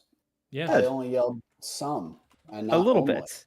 An appropriate amount of yell. Yeah, I think so. How much yelling did I do? Honestly, a lot. No, I feel like, honestly, given how angry it could have been, Yeah. I feel like we sandwiched it well. I think it was honestly, I think it was a good amount. I think it was a good amount of frustration. Yeah. Okay, good. Wow, Luke Fickell's getting paid $7.9 million per year average. I mean, I expected that Yeah, to right. draw Like, why him would away you- from yeah. Cincinnati. Right. But he might also be thinking like last year's Cincinnati team might have been the best Cincinnati team I will realistically have Yeah. ever. Well, You know? yes, but he was also bringing in a top 25 recruiting class, which would have shattered. And you may be right. Sure. But But that doesn't always mean they end up being better players. Like Correct. he had two Correct. NFL corners who are literally starting right now. He had like a starting NFL running back and a starting NFL wide receiver. And yeah. But Wisconsin like, could be rookie years. This could, I think it may take 2 years. But given what It won't be immediate. It won't be immediate. Given what he's capable of on defense, Yeah. Wisconsin could be scary. Wisconsin's been scary in the past. Why can't they be again? Yeah, exactly. They have all the capability to be scary. Yeah. Absolutely. I mean, he can recruit, man. Luke Fickell can recruit. So, And he has a track record. Yep. And it was smart of them. Like, I kind of criticized them firing Paul Chris. I think, well, I don't know if I was so critical of them firing him. It was the mid-season. timing of I it, was but- just surprised they fired him midseason. Yeah. But ultimately, I think that's what ended up helping them decide not to hire Jim Leonard. And I think a lot of it was, hey, we didn't see nearly enough in these few games that we gave you the head coaching role. And we know, like, obviously that's not taking into account recruiting and things like that, but you would have liked to see more from him and more changes. And I think in some ways it was really smart to get away from Paul Chris, Barry Alvarez, Brett Bielema mold, and let's go get somebody. Let's get some new blood in the room. I think that was really good. But at the same time, I think it fits culturally. Yeah. It's not like we're spread them out offense all of a sudden, So I think it's a good cultural fit at Wisconsin. I'm scared. And that's honestly the biggest compliment that a team in the conference can give you. Yeah. No, I don't disagree. All right. Josh, so you just did a really quick trip up and back? Yeah, so I flew out. It was so what we did is Jacob was with his fiance's family for Thanksgiving, and so it was just going to be mom, dad, and Carrie. So mom called me like, I don't know, sometime about a month and a half ago, 2 months ago. It was like, hey, I found dirt cheap tickets up. It'd be the last flight in Wednesday and then the first flight out Monday. Are you interested?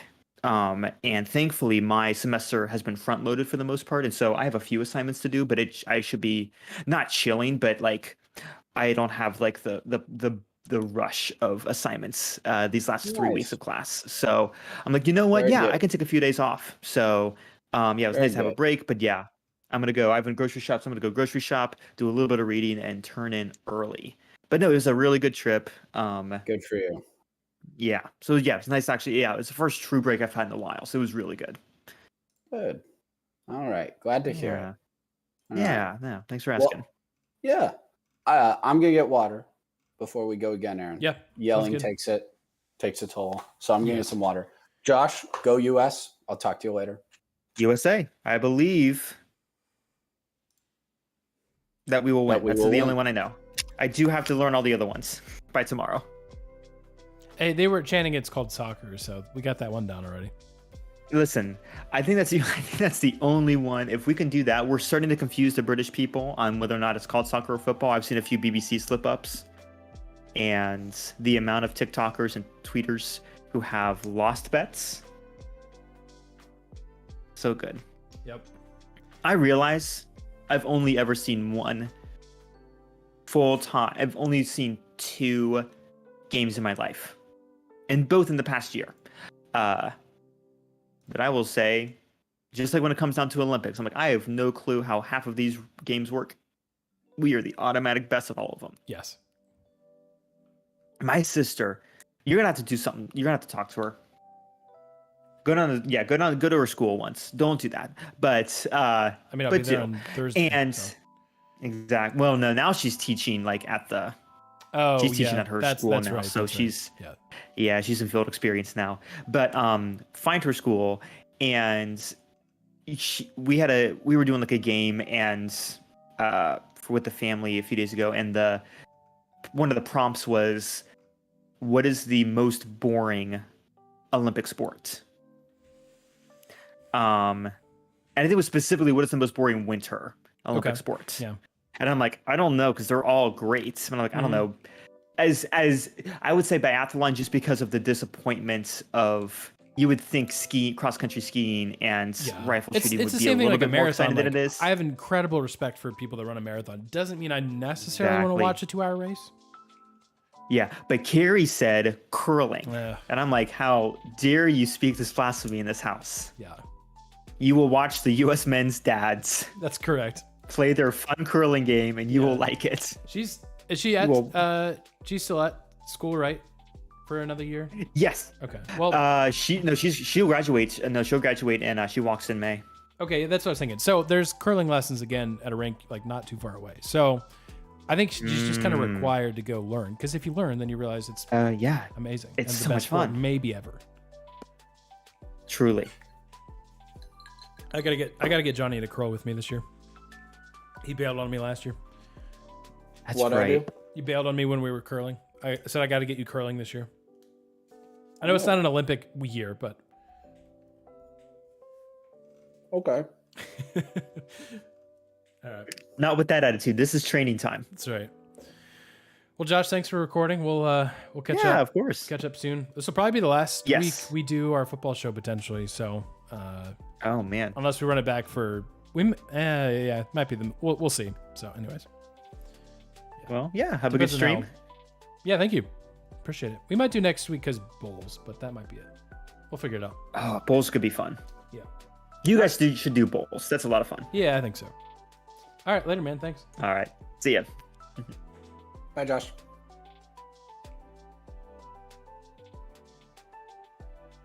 Oh, No. Josh froze. Josh! Can I kick him? Honestly, for bowls, I want Josh because his arbitrary pick I know. will be so much better than I ours. think I can disconnect him. All right, there we go. Let's try not this. All right. Give me a second here, chat.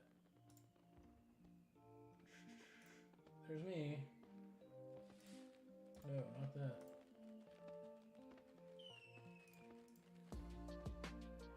Aaron, recording or not recording? No, we don't need to record. Okay, didn't think so. Yeah, where is the? I was messing around with this last week. Hang on. I also just had the worst pick'em week to finish out the season Yes, you did. that I could have imagined. And I had an awful fantasy day yesterday too. And by awful, You went up against Josh Jacobs, so yeah. Aaron, that's the second time David did that to me. He's literally the No. worst team in the league, and he scores like 150 or 160 points against me. I even had like the second best team this week. That's infuriating. That's infuriating. My team's going to maybe be the highest scoring team in the league, and I'm probably not going to make the playoffs. Yeah, that's tough. All right, I think we're good. We got it set. Folks on YouTube, thanks for hanging out with us tonight. By the way, if you have any more college football questions, hit us up because that's what we're about to talk about. Yes. All right, welcome to another episode of Football Mondays, perhaps the penultimate episode, as we've got one more week of conference tournaments, and we head into the bowl season, we head into the playoff season. But yeah, conference championship season is here. For those that are interested in our kind of coverage of Ohio State, Michigan, we encourage you to check out the Fifth and Goal podcast, where we did a lot of yelling about that already as Buckeye fans. So we encourage you to check that out. If you're on YouTube, it happened like an hour ago. So that's where you can find that, or wherever you can get your podcast, it's available there. We encourage you to check it out. But tonight, Johnny, we're mostly talking about conference championship games, which is an interesting conversation to have because this is arguably the weakest slate of conference games in theory in terms of like really critical playoff impacting playoff games or conference games that we've had in a while. There's a couple of them, and we'll certainly hit those and all of them. But I guess maybe just your general thoughts on this week upcoming. What do you expect to see from these conference games? Anything exciting, or is it just kind of ho hum? Let's see if USC can win. Yeah, I mean, everything you just said is true, but part of that is because of how insane this last week of the regular season was. Yeah. So it's not like we're just missing out on the drama. We just, with LSU getting taken out by Texas A&M, by Clemson getting taken out by South Carolina, even Oregon losing to Oregon State, the drama has really been settled. And I said it on the podcast, I'll say it again. For anyone remotely saying that, because I don't think anybody's even mentioned it for Georgia or Michigan, but anyone saying that TCU losing should put them into question on whether they make the playoff or not, get out of here. That is absolutely false. TCU needs to be in the playoff. Michigan and Georgia, their tickets are punched. It is over. Seeding could change, but it's done. USC has to win, though. That is true. They must beat Utah. This also would avenge their loss earlier in the season, and I fully expect them to. But I think what I'm covering this week, I think part of it is I am interested to see how those teams react in those games. Georgia was quite poor last time in the SEC title game. There's not much at stake in this one. Are you focused? Michigan, are you focused against Purdue, who has the potential to be dangerous, at least in an indoor turf field? I don't think they win, but they have upset potential. The Spoilermakers are always a real threat. Kansas State is very capable of beating TCU. Will TCU remain focused in this game? When the stakes aren't quite there for these teams, are they focused? Are they ready? I have no doubt USC and Utah will be ready to go in that game. That's not a fear whatsoever. I think Clemson and North Carolina will be, despite them both coming in a little wounded, just because this is all they have to play for is winning the ACC title game, going to a nice New Year's Six Bowl, probably the Orange Bowl. So I expect there to be focus in there. I think the game I might be most looking forward to, besides now, I am really excited for TCU Kansas State just because it was a great game last time. I think it has the potential to be a great game again. And if USC does slip up, I like Max Duggan as the Heisman Trophy winner. We'll see. It would depend on how USC and Caleb Williams slips up. Yeah. But I think Max Duggan is not completely out of it, but it would take an implosion, not just a loss from USC probably to make it happen. But I'm really excited about the Group of 5 championship games. Yeah. These are always really fun. So we'll talk about those. Those might actually be more of my focus really this week in games to watch. There's some fun teams. We'll talk about Troy and Coastal Carolina and UTSA. Gotta love the Roadrunners. And even a makeup game between Buffalo and Akron for the snow out earlier this month. Indeed. Yeah, I believe that's a Friday noon game, if I'm not mistaken. So that's kind of fun. So. Kind of action, I guess. Yeah, Friday's kind of weird, but action.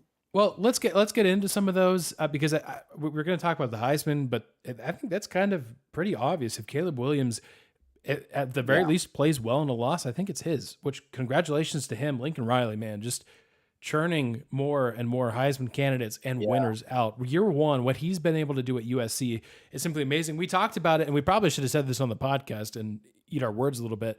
We said 3 or 4 weeks ago the Pac-12's dead, and USC kind of out of nowhere has rattled off a bunch of really good wins. They handled Notre Dame pretty well without too much of an issue.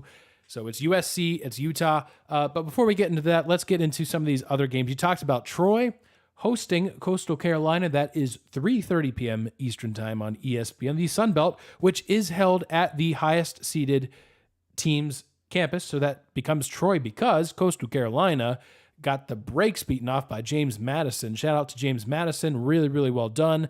Did not Put see him in that a coming. bowl. Yeah, didn't see that coming at all. I like Troy at home. I would have probably taken Coastal, but Coastal without Grayson McCall, most likely. Troy at home has been really good. They're 10-2. They've had a tremendous season. So I like Troy at home. It's one of those things where this is at their campus. So I like the Trojans in this. I like the Trojans, and I think they cover too because Coastal doesn't have Grayson McCall. Now, they were embarrassed last week. I expect them to be more focused. It'll probably be a better game. It's a 10-point spread. Without Grayson McCall, though, Troy's one of the good stories of the year. They lost by 1 point to Ole Miss, and they also lost on that Hail Mary to App State when College Game Day visited. Those are their 2 losses. I really think Troy should be ranked in the college football playoff rankings as well. Hopefully that happens this week, if not after their championship game victory, as we are predicting. Yeah, I agree. All right, Clemson and North Carolina take each other on in the ACC championship game. Of course, this was a game that, without Clemson, a really kind of devastating loss to their rival South Carolina, this is a Clemson team that we might be talking about as a potential playoff team. They'd be right there, certainly with an ACC championship under their belt. You would think that would give them the leg up on Alabama, Tennessee, Ohio State. That conversation left rapidly. Just a complete disaster for Clemson.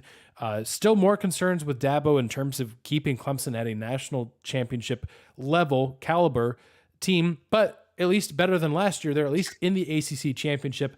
I do like them to respond and beat North Carolina. Drake May has been a great story, but if you throw him up against a capable defense, he does struggle. And he has struggled against North Carolina State, was not especially sharp, even though he had some great plays, certainly got him to overtime, but not his normal self. And I think as not great as this Clemson defense has been at times compared to what they're used to, I think the defense finds a way to get it done. Although really maybe the big concern is DJU in this game. I think Will Shipley, the run game for Clemson, gets it done. Clemson has really struggled the last 2 years, but they don't lose 2 games in a row quite often, and they've dominated in this ACC title game. And North Carolina was a nice story until these last 2 weeks. They're really coming in wounded, though, even more than Clemson. Yeah, I don't think North Carolina's defense has an answer. The only chance North Carolina has is if Drake May puts on the Superman cape, which he's capable of, and DJU gets turnover prone again, which is a very viable option in this game, but I think Clemson wins. I think they cover again as well. They respond well to defeats. 7.5 point spread. I think that's reasonable. I think Clemson gets it done, though. Yeah, I think so too. USC, Utah. This is going to be the game that everyone's got highlighted. It's on a Friday night at 8 p.m. Eastern time. That's happening on Fox. USC 11-1. Utah, who gave USC their lone loss of the season at 9-3. The rematch. I believe this is from Las Vegas. This is everything. Ordinarily, I would pick Utah to beat USC because this is just what Utah does. They did it to Oregon last year. But USC has everything to play for. And I'm not saying Utah doesn't have anything to play for because certainly the Rose Bowl is exceptional for them, and as it was last year. But I just think at the end of the day, Caleb Williams finds a way to get it done. They're also not playing in Utah's hostile environment with an emotionally charged game like we saw. This is going to be a different environment. As much crap as I give USC fans, this should be, in theory, a USC-dominated stands in Las Vegas, I would think. Maybe I'll be wrong. I don't think it will be, Aaron. Okay. Those Utah fans travel in droves. And I will say, I love that this is basically a real neutral site, being in Vegas, in between Salt Lake City and between LA. I know LA is a little closer, I believe, but still, I mean, this is about as good as you can get as far as neutral site. I think it'll be great.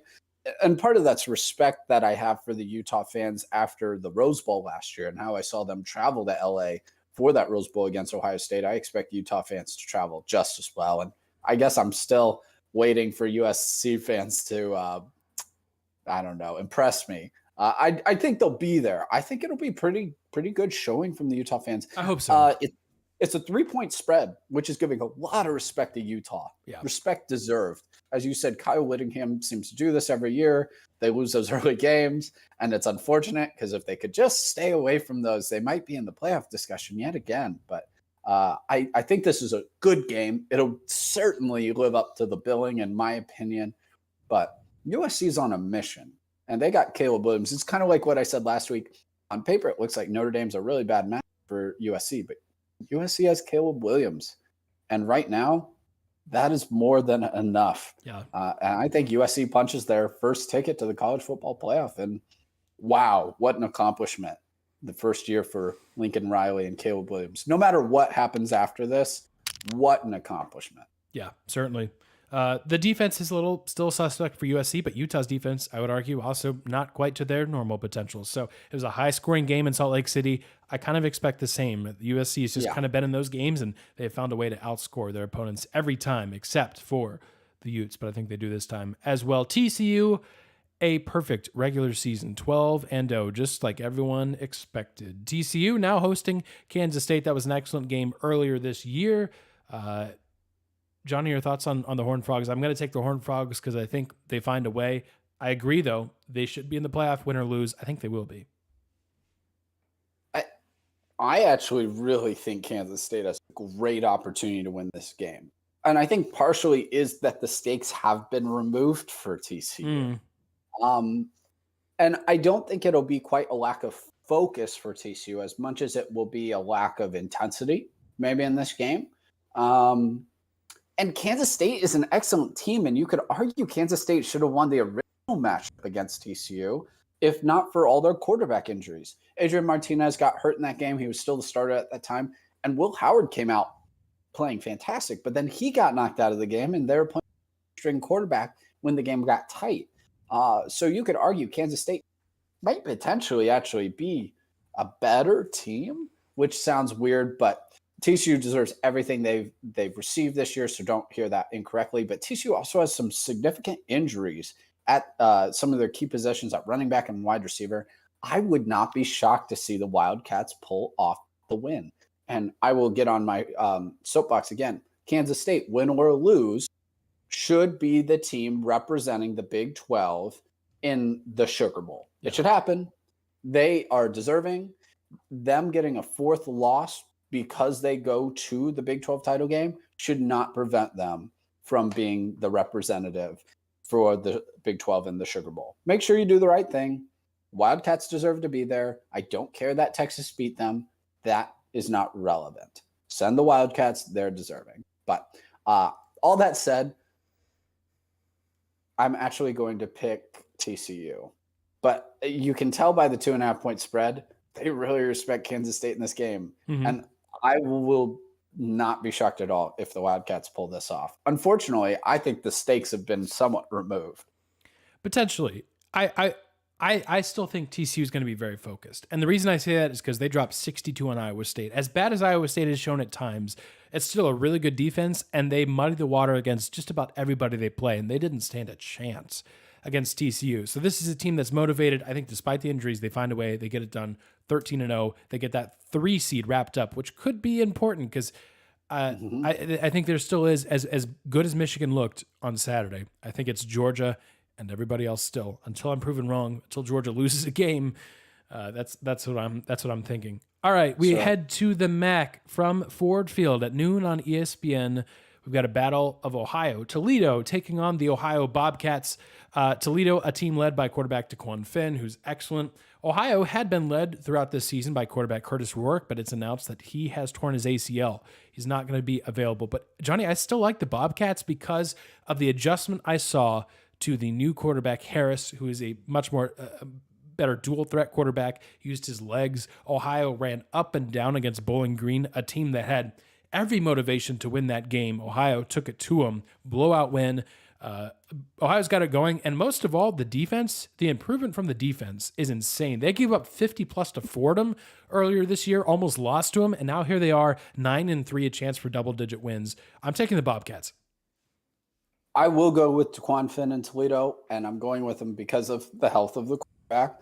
And DeQuan Finn, if you haven't gotten a chance to watch them, he is outstanding. He will probably be at a different school next year. Toledo, I hope you're able to hang on to him.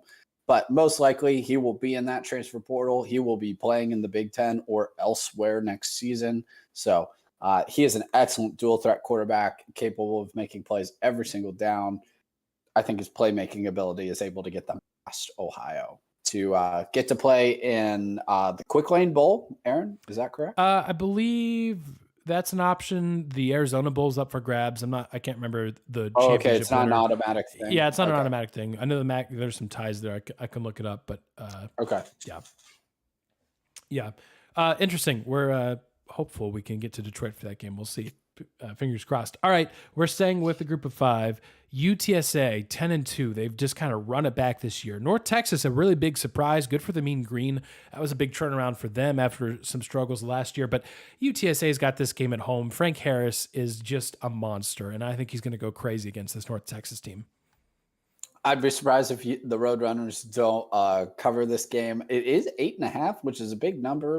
Run-heavy team, but they're that much better. And South Alabama is the true second best team in this conference. Unfortunately, they're in the same division as UTSA. I think South Alabama's in the Sun Belt. Oh, I'm sorry. I'm thinking of, wrong thing. They're Western with Troy. Kentucky?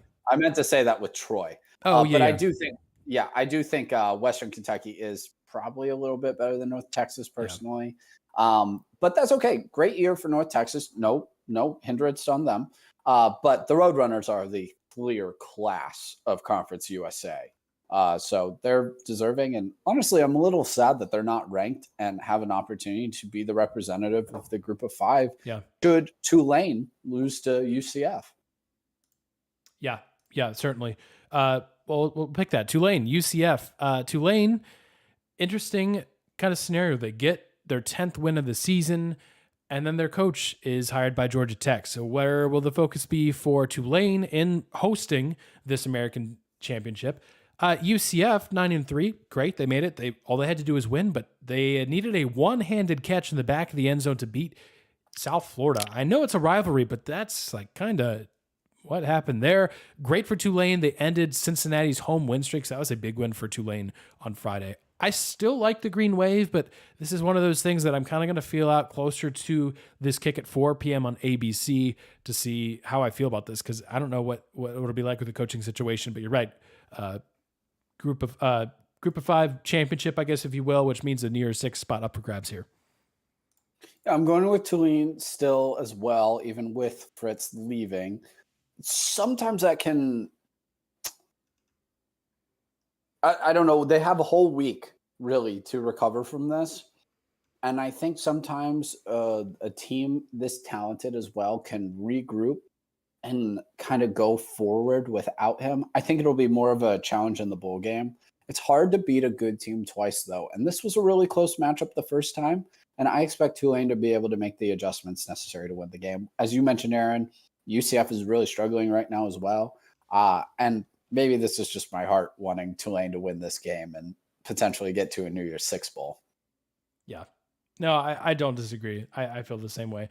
All right, SEC Championship, LSU, Georgia. This has been a matchup that's been set for a couple of weeks now. I've got Georgia, especially after LSU losing to Texas A&M. Talk about the highs and lows of a season. My goodness. Perhaps it was because this championship was wrapped up, but if you're LSU, you had not even an outside chance. You were literally the number 5 ranked team heading into this week, and just completely, maybe the worst loss of the season from any significant team. Georgia wins here, and I'm not sure it's even going to be close. I expect to see a better performance than what we saw at Kyle Field from LSU. Don't hear me giving them much of a chance to beat Georgia. Don't hear that for sure. But I do expect them to play much better, much more sound in the run game and being able to stop them.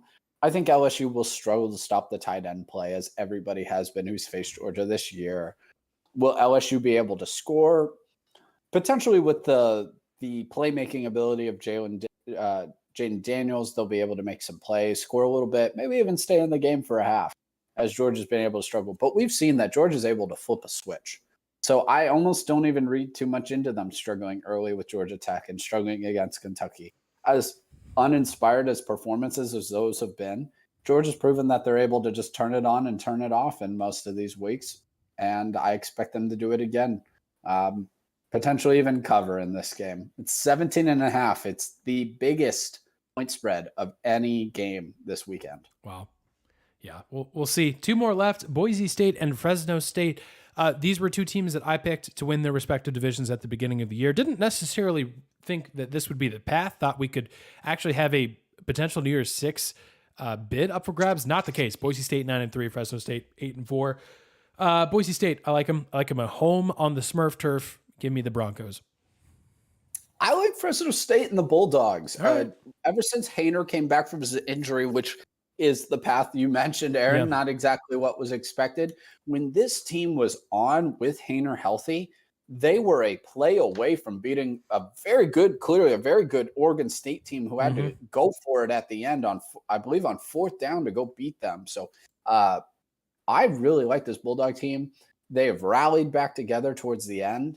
I think they get it done. And what a great way for Haener to go out as the starting quarterback of the Bulldogs.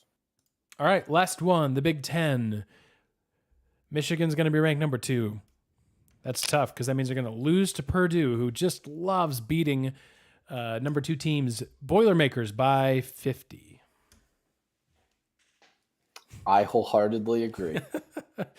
Yeah, no, Michigan's going to kill this team. Holy smokes. Purdue, like, it's weird to have the quarterback that likes to throw the ball as much as they do and still score as few points as they sometimes do, especially against this defense. Michigan, the over-under that you really should pay attention to is how many turnovers does Michigan create? I'm going to go, if the number's 2.5, I'm taking the over. Yeah. I like 3. I'm going with 3 turnovers. 3. Michigan wins by 35. Yeah, I mean, maybe Purdue's able to score early and stay in it for a quarter.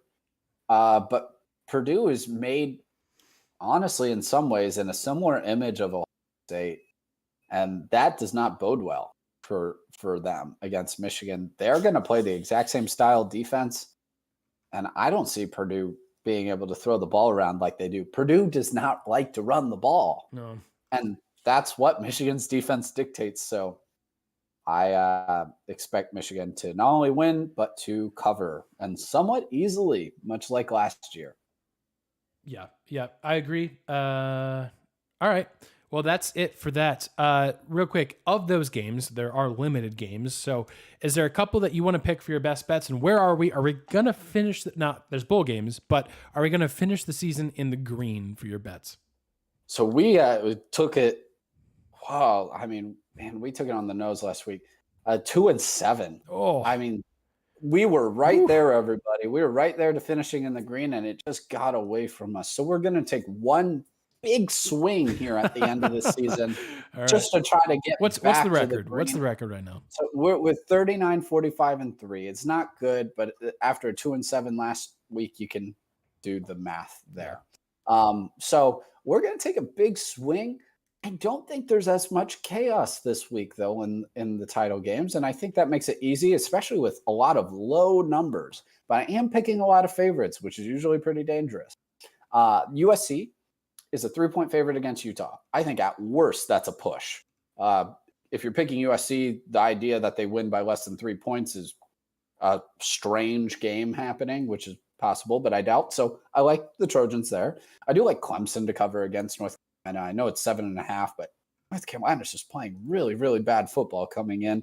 And I think Clemson's going to dominate on the ground with Will Shipley. I like Troy covering against Coastal Carolina. I know it's 10 points, but without Grayson McCall, that's not the same team. And they looked awful against James Madison last week. Maybe that's an overreaction. Maybe that's why it's a 10-point spread. But Troy's also an excellent team. Again, the one loss to on the Hail Mary to App State, and then I believe they also lost to Ole Miss this season. So by a point. So Troy's a very, very good team. So I like them to cover. I like UTSA. I mentioned over North Texas. North Texas is really overmatched in this game. Against dominant run game for UTSA this time of year is effective. I like Tulane over UCF. This is one I don't feel well and I normally bet, but it's on here because we're going to swing big and try to get above 500. So I'm 6 games below. We're picking 7 games here, seeing if we can't get to 46.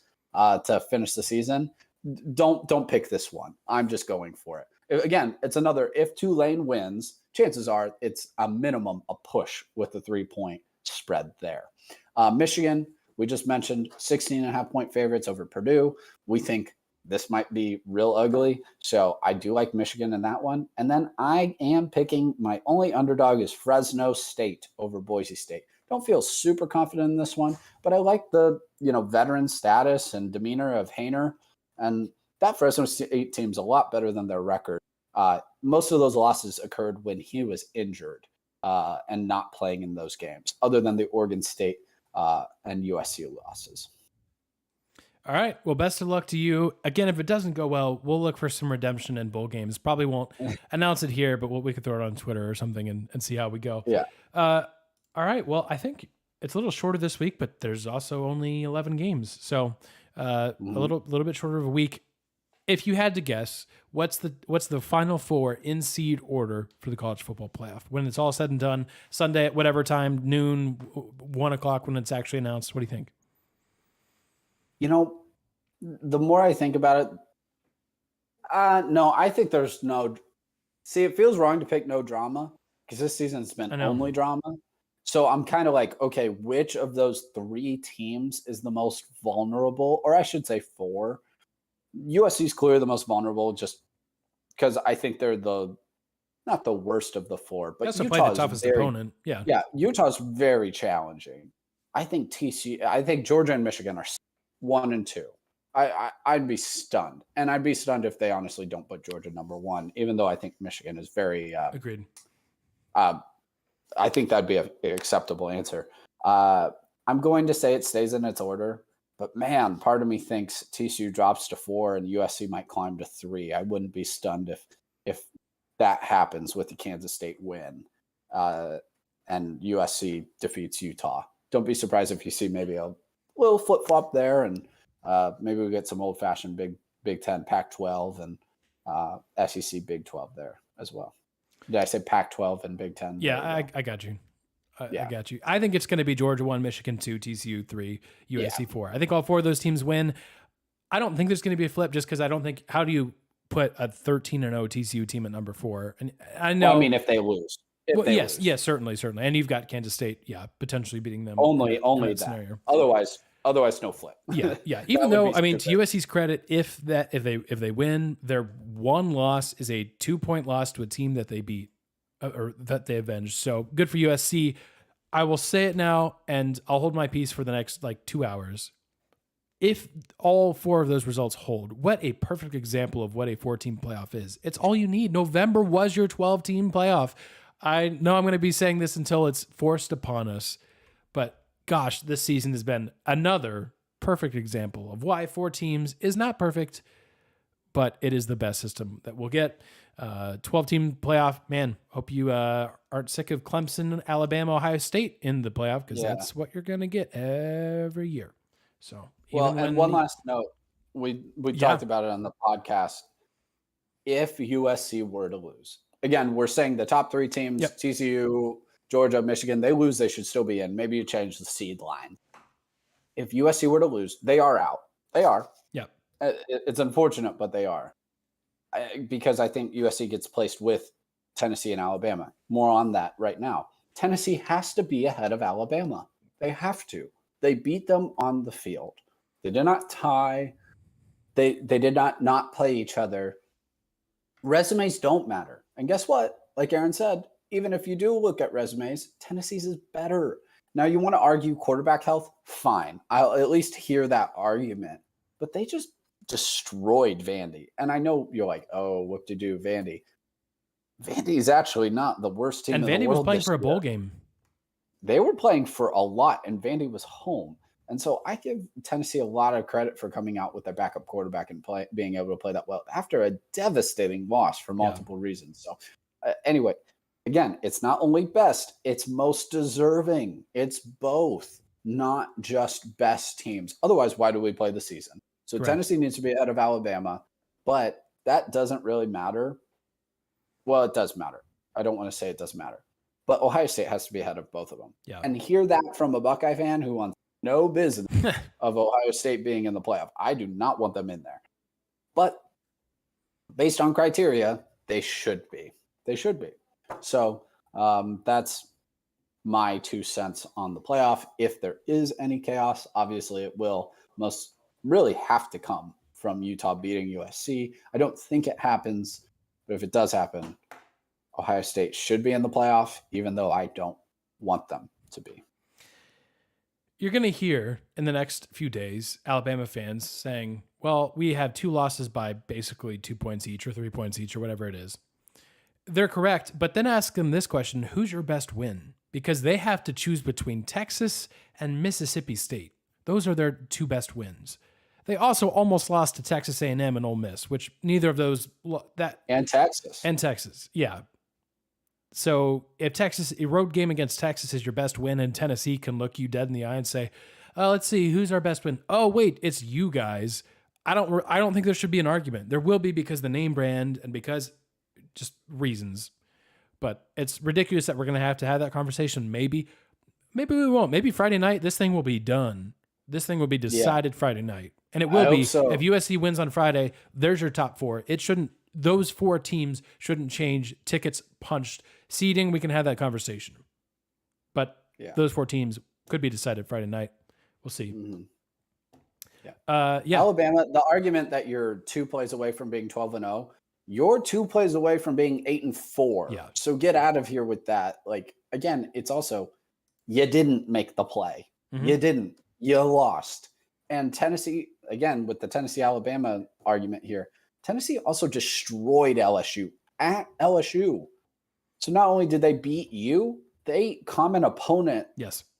Clearly were superior. Yep. So I don't understand the argument. If the name isn't Alabama, we're not having the argument. Nope. If it's Ole Miss with 2 losses, if it's Florida with 2 losses, we're not even talking about this. So it's ridiculous. It's ridiculous. Again, Aaron, like you said, Friday night is really the big game of the weekend. And honestly, I'm just hoping the Trojans win. Sorry, Ute fans. I love you guys, but for my own sanity's sake, I'm really not wanting the Buckeyes to play Georgia playoff. Yeah. No, I don't know how to feel about it yet. There's still a part of me that hopes that Ohio State can get in just to prove everybody wrong. Not in the sense that we're wrong, just in the sense that they are capable of actually winning a big game, being tough. I'm not sure they are, so that part scares me. I don't know. Saturday I was a full no. I'm like, nope, get out of here, Ohio State. 48 hours later, I'm like, yeah, but maybe they've got CJ Stroud, they've got that wide receiver group, maybe in the right circumstance. Because here's the other thing: Alabama is not deserving of that spot. Let's hope that nothing happens to where Alabama can get in. Even if Alabama was to get in, they could win the whole thing. I don't think that's the argument here.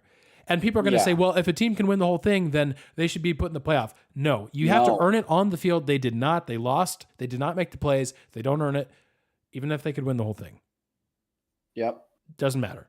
Doesn't matter. It's not just best, it's deserved. That's like saying a team like Duke in the men's basketball tournament, they lose in the second round. Like, well, if they didn't lose, they'd probably win the whole thing. Yeah, maybe they lost. Who cares? It's over. It's the same conversation because the college football playoff regular season is the playoff. So bye-bye, Alabama. Probably Ohio State too. You lost 2 games. Yeah. We can't put a 2-loss, not only non-conference winner, non-division winner into the playoff. Yeah. What precedent would the committee be setting? And I think the committee has been awful as usual this year, but that would be a horrendous precedent to set. Yeah. Well, and let's not pretend like the SEC West is actually that good this year. They're not. They're not.